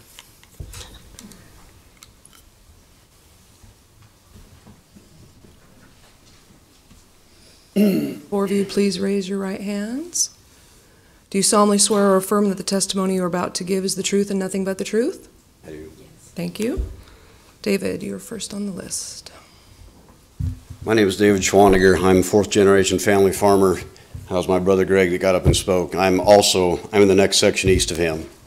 They talk about high population. You saw a rather impassioned display by the opposition to the wind farms. I'd like to take a quick survey if I could. Just on the 3/4 that I own, these people talk about school buses. Well, those school buses take all their kids to schools, Norris and Crete. Just off the 3/4 that I own, I pay $27,000 every year in property taxes, and I don't have any kids. That is just the amount that goes to Norris School. I'd like to take a quick survey of who would like to pay that is opposing this. You all stood up before. Anybody like to stand? All right. Well, okay. Well, I pay similarly. Let's keep it civil. No more. I get vilified for wanting the money from this project, but I have to pay the taxes for all these people's kids to go to school. And as Larry Oatman stated, this has gotten more than a burden that we can bear, and the legislature will not change it. And this mile setback is just an end run to eliminate the possibility of these wind turbines coming into existence. And also, the one thing that never seems to get mentioned is a lot of household name companies, whether it's Facebook, Amazon, eBay, they want to locate where renewable energy is available. 3 wind turbines were built west of the town of Fairmont because the ethanol plant at Fairmont could not sell ethanol into California if they did not derive a certain amount of their power from renewable resources. I'm sure they're glad they're not in Lancaster County, because this has just become a way of eliminating this project from happening. And we do need the money in rural America. Farm debt is as high as it was in the 80s. Farmer suicides are higher than vet suicides in this country. It has gotten that bad. I've gone 4 years without any income, and I'm not sure how long I can keep paying these kind of, I know I can't keep paying these kind of property taxes without some source of income other than trying to be a row crop farmer. I no-till, I plant cover crops, I do my part to try and be very environmentally aware. I've spent tens of thousands of dollars in water control structures as terraces, that kind of thing. I've used variable rate irrigation. I've spent lots of money towards that. But we need some help, and this is a possibility of something coming into our economy, and the legislature gets nothing done as property tax relief. And I would appreciate you taking the reasonable stance of letting this become a reality. Thank you. Thank you. Lou Bratz.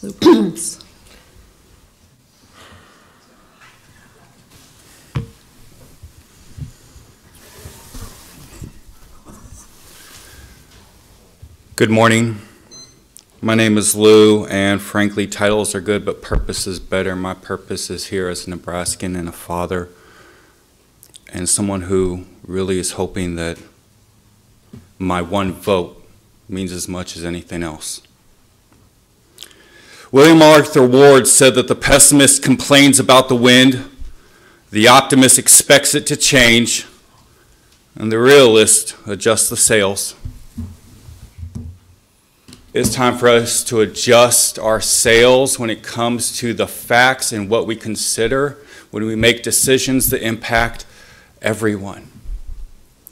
The old ways said that we made our decisions consequently and primarily on economics.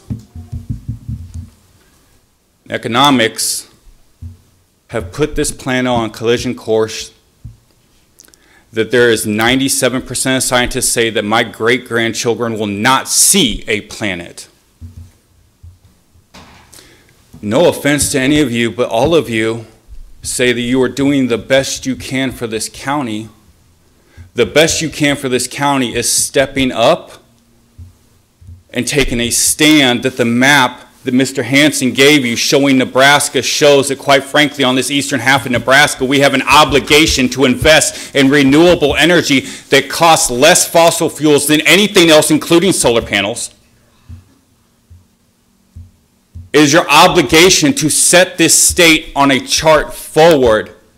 It is your obligation to change the sales on what we use for power consumption here. Not coal that goes over the rails, not the nuclear power plants that are shutting down, but honestly looking at the ideas of wind energy that some of us slept on Centennial Mall 7 years ago, asking you all to listen to and consider when we had our proposals written in the Journal-Star in 2011. This 1 mile thing is not only arbitrary for large turbines, but it is also arbitrary for a homeowner like me who maybe wants to consider a smaller setup to complement the solar panels that I hope I can afford. Because quite frankly, in Japan and across Europe, we are seeing wind turbines much in the manner as those on the traffic lights at the 84th and Cornhusker Highway. This language does not define if I would have that right or if I would have that freedom, and it does not allow me to change the sales personally for my children's future. Thank you very much.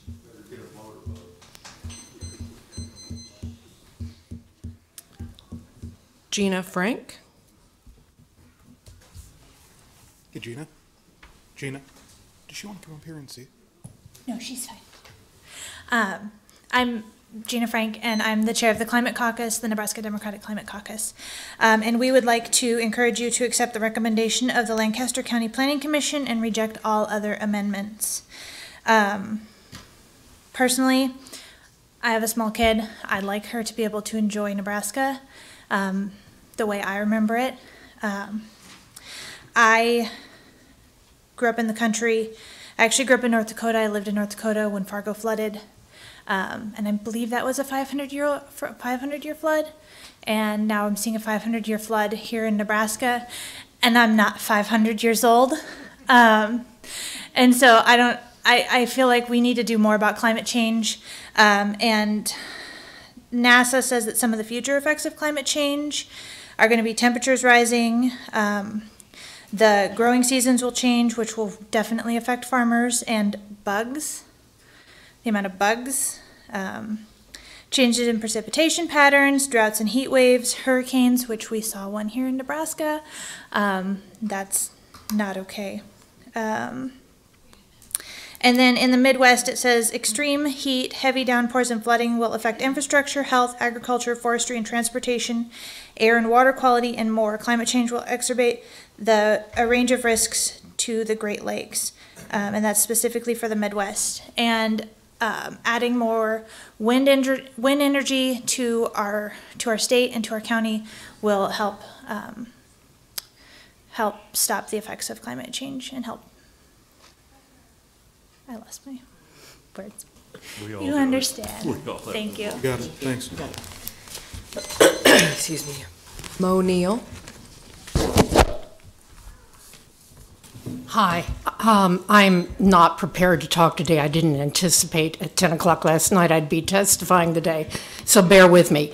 I moved to Lincoln, Nebraska in 1994. I came down 77 from South Dakota, where I was living, to take a job interview at UNL, and I got the job. But I remember the first thing I saw, other than the penis of the prairie, was a large wind turbine put up by LES out on 77th at 80th. And then a second one appeared. And I bought into helping to supply money to put those up for quite a few years. I kept waiting for more to appear, and they did not. And I thought, okay, when I took the job, I thought I was in a progressive area. And it has not been as progressive as I would have liked to have seen. The thing about this 1 mile setback is that it is going to be the most restrictive in the country. As someone else pointed out, there is no science to back it up. And as the lady on the opposing side pointed out she likes hearing her birds, and I do too. But I have to keep my windows closed in town because of traffic noise. It's amazing what you can learn to sleep through.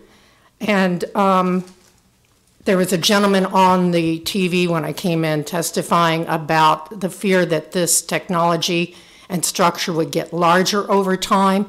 As an object maker who has used technology most of her life, I can tell you that technology gets smaller.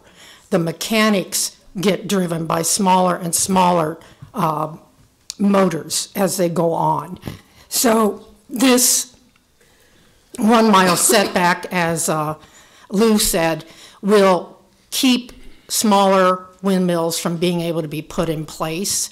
We've never had anything like that. And hopefully the technology will continue to evolve and change, and we will go along and evolve and change with it. And I'm hoping that someday we see large rotary turbines instead of the bladed ones. That would be a step forward too.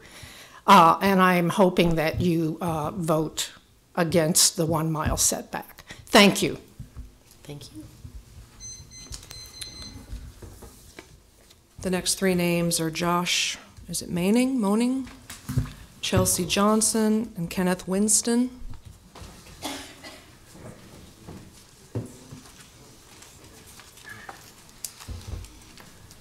Josh, Chelsea, and Ken.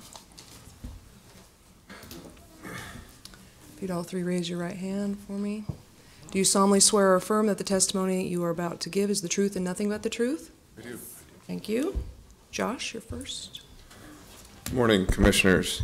My name is Josh Moning. I work in renewable energy development with a group called New Power Nebraska. I'm also mayor of the city of Norfolk. Wind power production, I believe, has been a huge economic development boon to northeast Nebraska, and it has the potential to be such for the entire state. It is creating new good-paying jobs, providing new farm income for farmers who are hurting in a very bad ag economy, and generating significant new local tax revenues.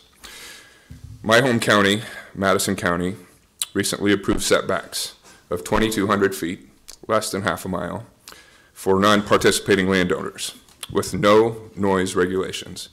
After a 6-month moratorium in which commissioners deeply researched the issue by visiting area wind farms and listening to neighbors, there were more proponents for wind development at public hearings than opponents. The adopted regulations were seen as a reasonable approach to the property rights of both neighbors with concerns and those who wish to develop wind resources on their land. In northeast Nebraska, people have been living near and among wind farms in harmony for years. With reconsideration of this more than excessive setback proposed before you, I think Lancaster County can approach a responsible balance that hears concerns, but also leaves opportunity for development of a clean energy resource whose role in the new economy and our state's growth will only continue to grow. I believe your staff and Planning Commission did sound, fact-based analysis and research, and I urge you to accept their recommendations. Thank you. Thank you. Hi, my name is Chelsea Johnson. I live at 1709 Bedloe Court here in Lincoln.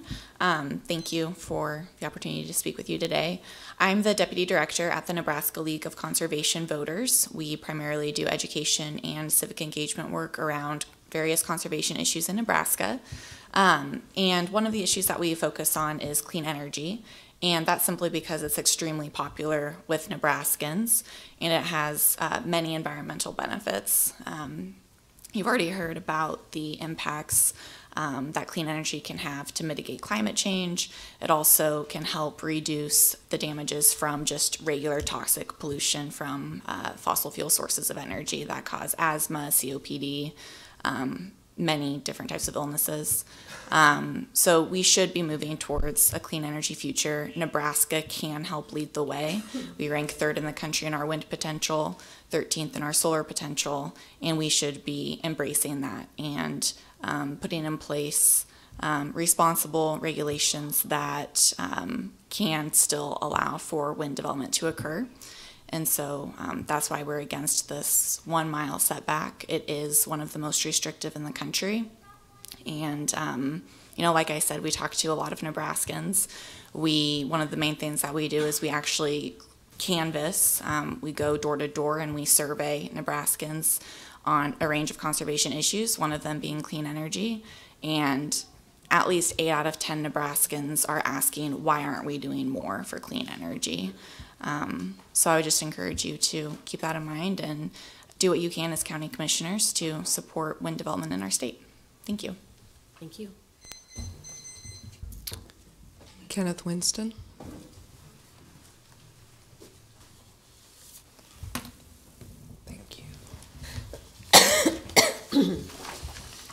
Good morning, Madam Chair and members of the County Board, and I apologize for my voice. It's I've got a cold, and as maybe some other folks do.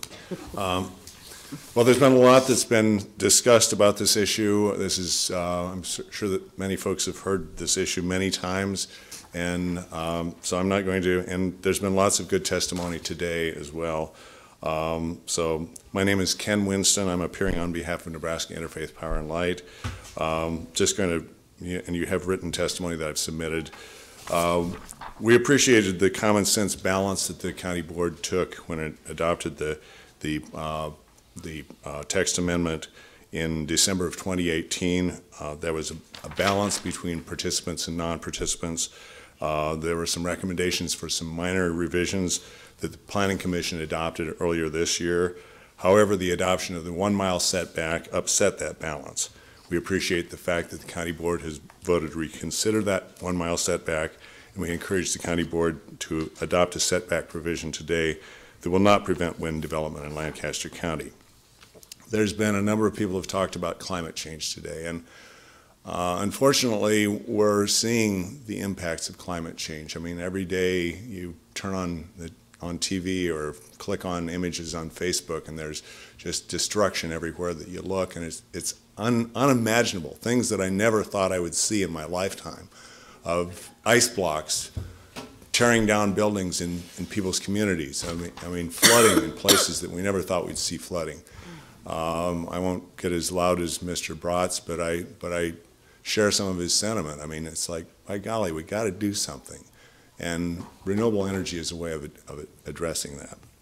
And particularly when we're dealing with a standard that's based upon, that's basically a subjective standard. And since we're dealing with a subjective standard that is based on annoyance, we'd encourage the county board to make its decision based upon objective data. One other thing that I just want to mention is just the change, the fact that basically this was like a reconsideration of a reconsideration. And the fact that there was an adoption of a change of a standard that the county board had already adopted, that creates a strange precedent, and perhaps a precedent that could be used to challenge other projects that folks may want to develop in Lancaster County.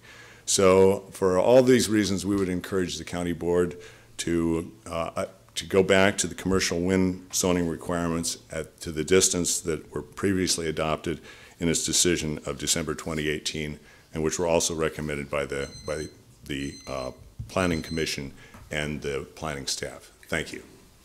Thank you. Is that the end of our sign-ups, Corey? Yes. Is there anyone else who wanted to testify in opposition? Please come forward. No, you don't. She's a proponent. Oh, you're a proponent. Okay, well, we've ended proponent testimony. We're doing opponents. No other opponents? Is there anyone that wants to testify in the neutral capacity? I do have one person signed up. Janice, is that right? Excuse me. Is it Malhoff? Okay. You raise your right hand. Do you solemnly swear or affirm that the testimony you are about to give is the truth and nothing but the truth? So I'm Janice Malhoff. I'm from Ashland, but I've been participating in the Mayor's Environmental Task Force, so that's what my interest is in this opportunity. So I thank you for your time. I'm up testifying as neutral because I trust that you will make the right decision for your county. But I want to remind you that overregulation of wind energy production sends the wrong message to your citizens and all other counties. As I said, I live in Ashland. Coal trains run through there 24 hours a day, 7 days a week. Sometimes they wake me up at night. So is the next thing going to be regulation of coal trains? What's the next step and what precedence does this set? I'm just asking that you use the same standard for this project that you would apply to all other economic development in your county. Also, the carbon that we have introduced into our atmosphere is already contributing to the historical weather events that we've experienced over the last week, and we've been hit especially hard in Ashland. Every renewable project that you delay or stop will make it more difficult to move away from a carbon-based energy production. I am in support of the recommendations from your Planning Commission and your staff. Thank you. Thank you. I can testify as neutral. If you would like to come forward, please do.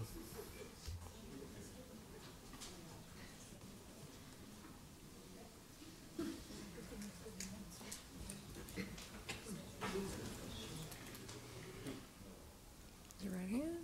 Do you solemnly swear or affirm that the testimony you are about to give is the truth and nothing but the truth? I do. Could you please sign in and state your name for the record? Yes, my name is Linda Bryant, and I live in Panama on an acreage. I built an earth home because I am very concerned about climate change and renewable energy. So I am absolutely in favor of all sorts of renewable energy. So don't take my comments as that that's why I say I can speak as a neutral party. However, and I'm also against overregulation by government. I think that government tends to overregulate everything. However, I also am opposed to eminent domain, which I almost see this as encouraging eminent domain by allowing other landowners and the government to infringe on their neighbors.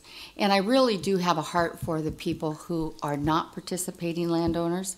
And the participating landowners, I understand the property tax problems in Nebraska.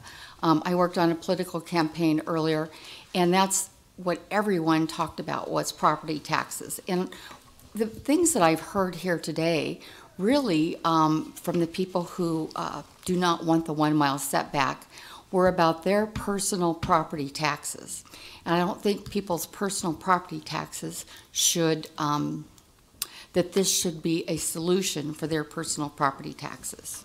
There's other means for the government to lower property taxes, and many of them are unpopular. And something obviously has to be done.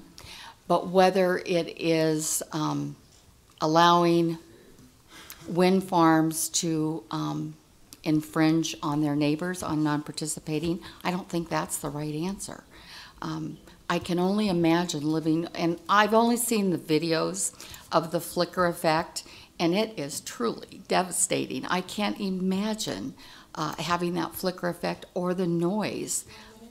All right, thank you. I also looked at Germany. I had a lot of contact with German friends, and I said, what's happening with Germany? And they said it wasn't profitable in Germany without government subsidies. So we talk about how it'll be a tax revenue. Well, why is Germany, they had a 20-year government subsidy, and those subsidies are expiring. At the same time, Germany is committed to more renewable energy. The government is subsidizing it. And in 2020 is when those subsidies run out. And I'm not sure, and Germany doesn't know what they're going to do with all these turbines that are there. And they're talking about shipping those turbines if they can't continue to afford them, shipping those parts to third world countries. In closing, I would just like to encourage you to not pit neighbor against neighbor, to let people have the setback of a mile that would protect people who are not gaining anything and actually having their property values affected. Thank you so much. Thank you, Ms. Bryant. Did you sign in, Linda? We've been here Please. for 2 hours, so I'm going to suggest we take a 10-minute recess. When we come back at 11:10 a.m., we will continue to allow commissioners to ask any questions of staff and have rebuttal from the applicant.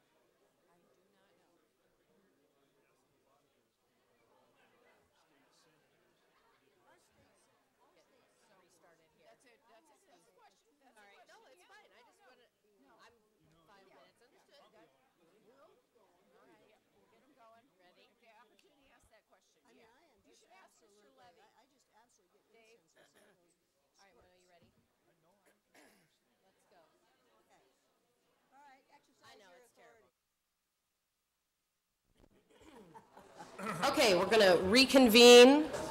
Apologies, we're 5 minutes over our stated time to reconvene. I'd ask everybody to please be seated so that we can continue our public hearing. All right, next on our list are any questions from the commissioners for staff or any comments from staff members on testimony received so far. Any staff feel like they need to make comments on the record? Any questions from commissioners for staff? No. Does Steve want to explain? Yes. I think we'll do that later. Anything else? Okay, rebuttal from the applicant. Madam Chair, members of the county, excuse me. I believe this is your first time up here. Do you solemnly swear or affirm that the testimony you are about to give is the truth and nothing but the truth? I do. Thank you. Please state your name. Madam Chair, members of the county board, I'm Mark Hunziker, appearing on behalf of the Prairie Wind Watchers. This is not an issue of whether or not there should be wind energy in Lancaster County. The issue is the adequate protection of the health, safety, and welfare of residents of Lancaster County as industrial wind farms are introduced into agricultural areas. We had multiple public hearings a couple of years ago with the developer contesting the noise levels that the health department suggested to protect public health and safety. We've had multiple public hearings within the last few months with NextEra trying to reduce noise levels for participating properties using its noise modeling to reassure non-participants that they will be protected with at least a mile setback. They used the modeling to reassure you and us, don't worry, non-participants will be protected. Yet when we proposed that the setback match their representations, by setting an easily measurable and enforceable 1 mile standard, suddenly that was no longer acceptable. So which NextEra do we believe? The one that assured us that non-participants would be protected by at least a mile? Or the one that now says, oh, wait, we didn't really, we need flexibility?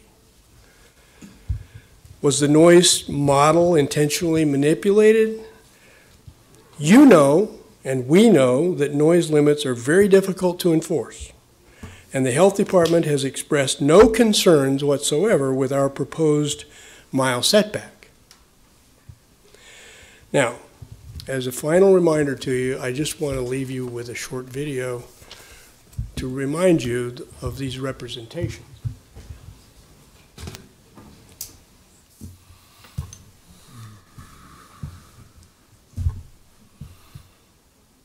Be 1.25 miles away from a house. It might be a little bit less than 1 mile away from a house. It also varies with turbine technology. Okay, so the 4037, what the modeling data showed, it's a minimum of 1 mile away if you're non-participating. And that showed that it would need to be, we couldn't site a turbine within 1 mile of a non-participant property. So as far as, I'm not sure if that night means a turbine will be exactly 1 mile away from somebody's house. Noise modeling would have to be 1 mile away from a dwelling. Please leave the mile in place. Thank you. Okay. That is the end of our public hearing on this text amendment, so I will close the hearing, and I will ask the clerk to return to the correlating item on our agenda. Item S under new business is a resolution regarding county text amendment number 18016, amending the Lancaster County zoning resolution, section 13.048, commercial wind energy conversion systems as provided in exhibits 1, 2, and 3.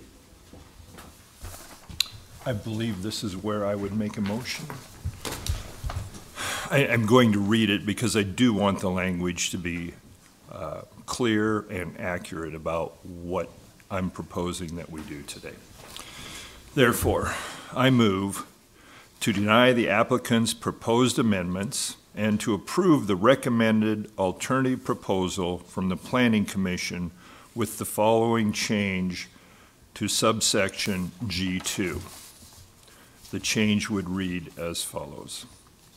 For a non-participating lot, the setback shall be 2 times the turbine height measured to the property line, or 5 times the turbine height measured to the closest exterior wall of the dwelling unit, whichever is greater, but at a minimum 1,000 feet to the property line. We have a motion. Is there a second? I would second. We have a motion and a second. Is there any discussion? Commissioner Vest?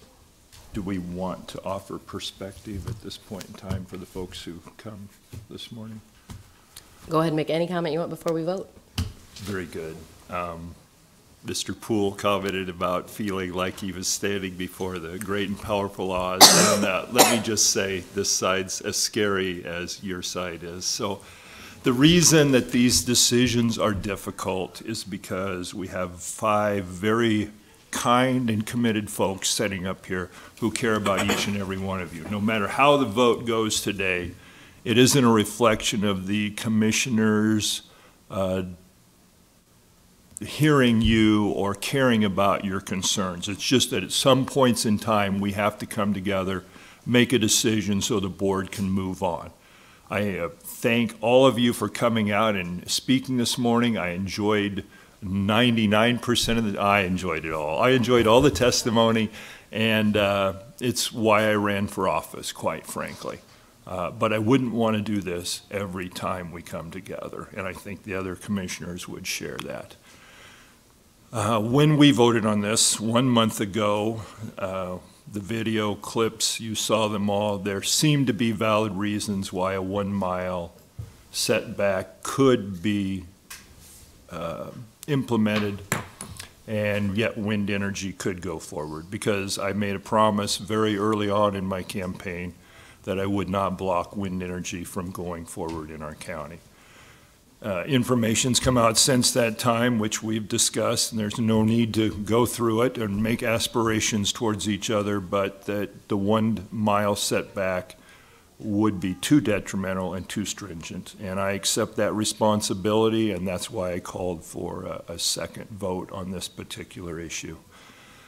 I appreciate those of you who are most directly impacted by our decision today coming forward. You know, I think we saw evidence of people who've been on the land producing crops and creating revenue and being good neighbors for a long, long time, 4 to 6 generations. And we see the stress that they're under at this point in time. And for them, this is a matter of keeping those farms going and productive. And that is an option that I had committed that I would not take away from those folks.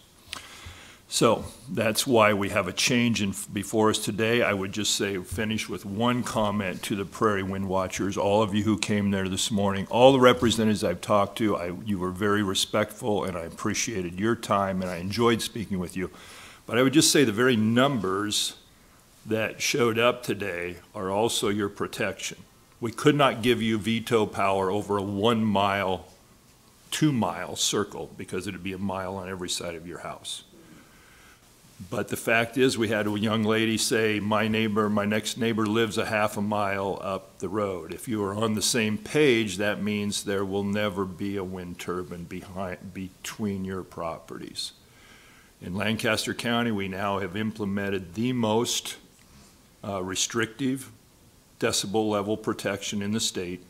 We will now have, with this 5 times the turbine height, the most distant setback in the state. It does show that we have listened to you all and done our best to honor your request before us. That's my position. I'm not speaking for the other 4 folks here. So thank you all for coming today. I appreciate what your input, but this is my proposal, and this is where I'm going to be on this issue. All right, other comments?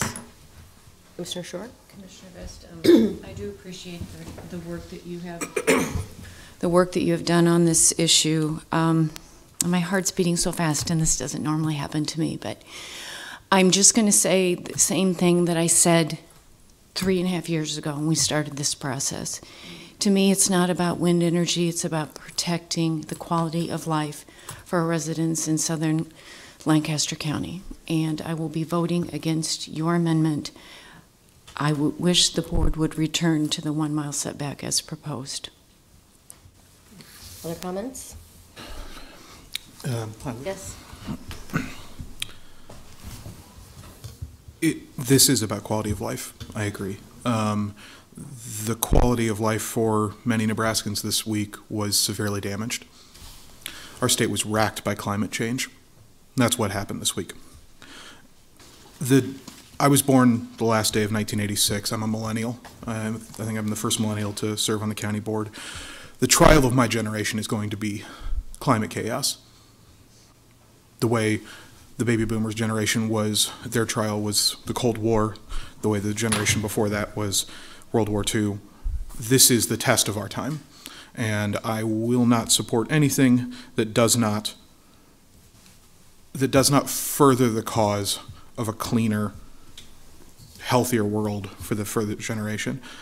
In the spirit of genuine compromise, and I know how hard Commissioner Vest has worked at this over the last month, I've seen literally every day of it, I will be supporting his compromise.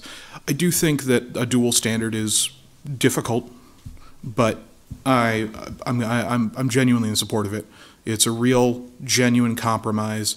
It's going to create, for a 500-foot wind turbine, it's going to create a setback of just under half a mile. For a 550-foot turbine, it would be just above a mile, or just above half a mile, excuse me. And I think it's a good middle ground. I don't think it's all the way, but I think it's the sign of a good compromise.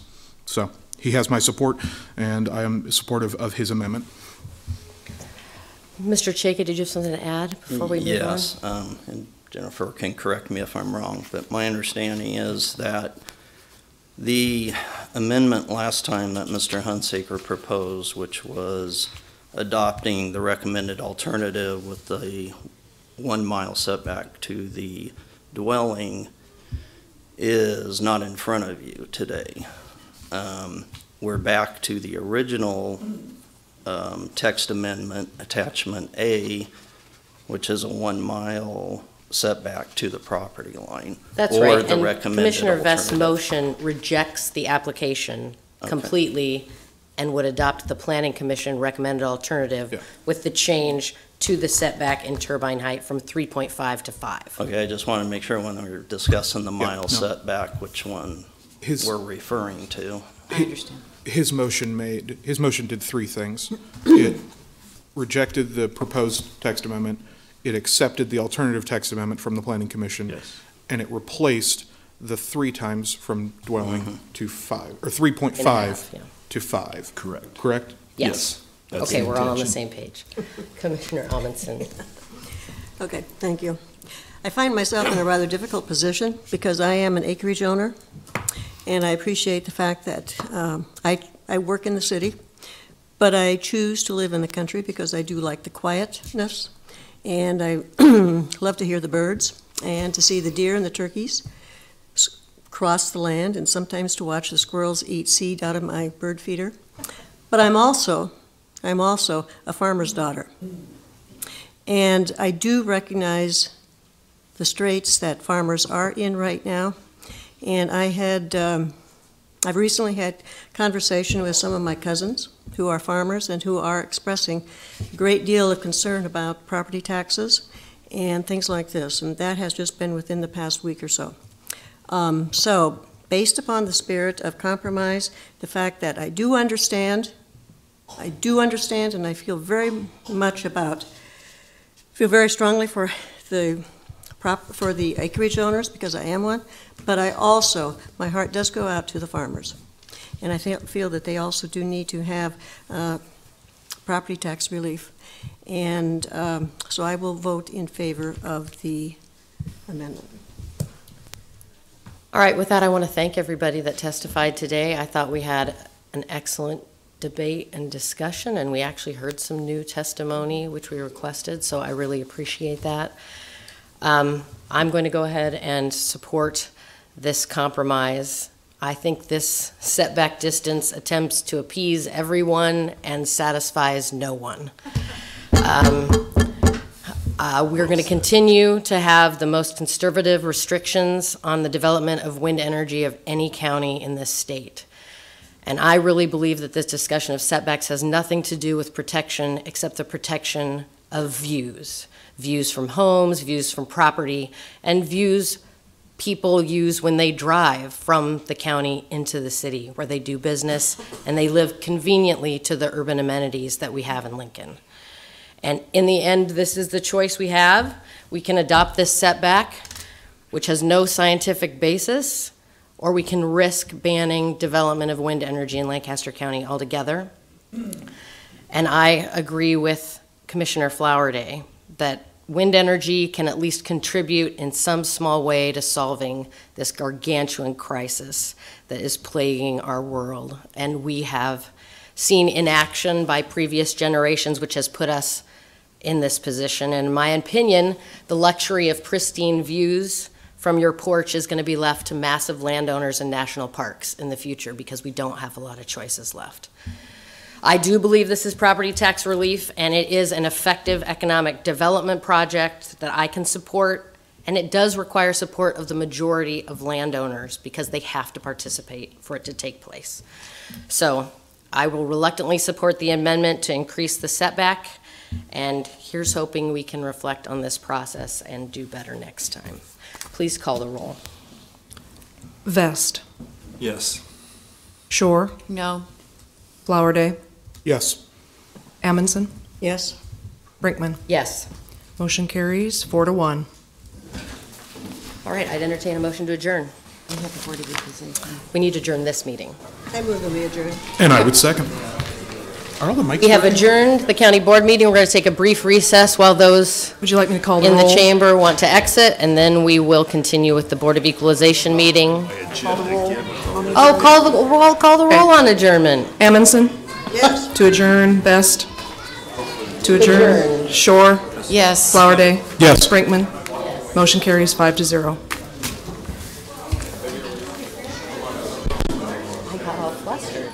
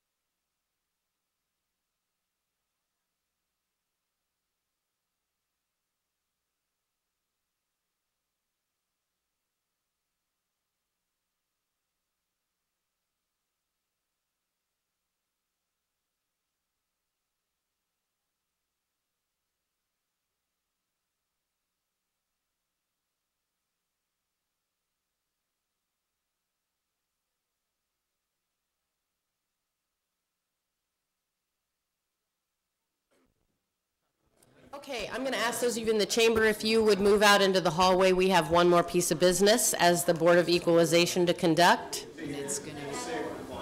Okay.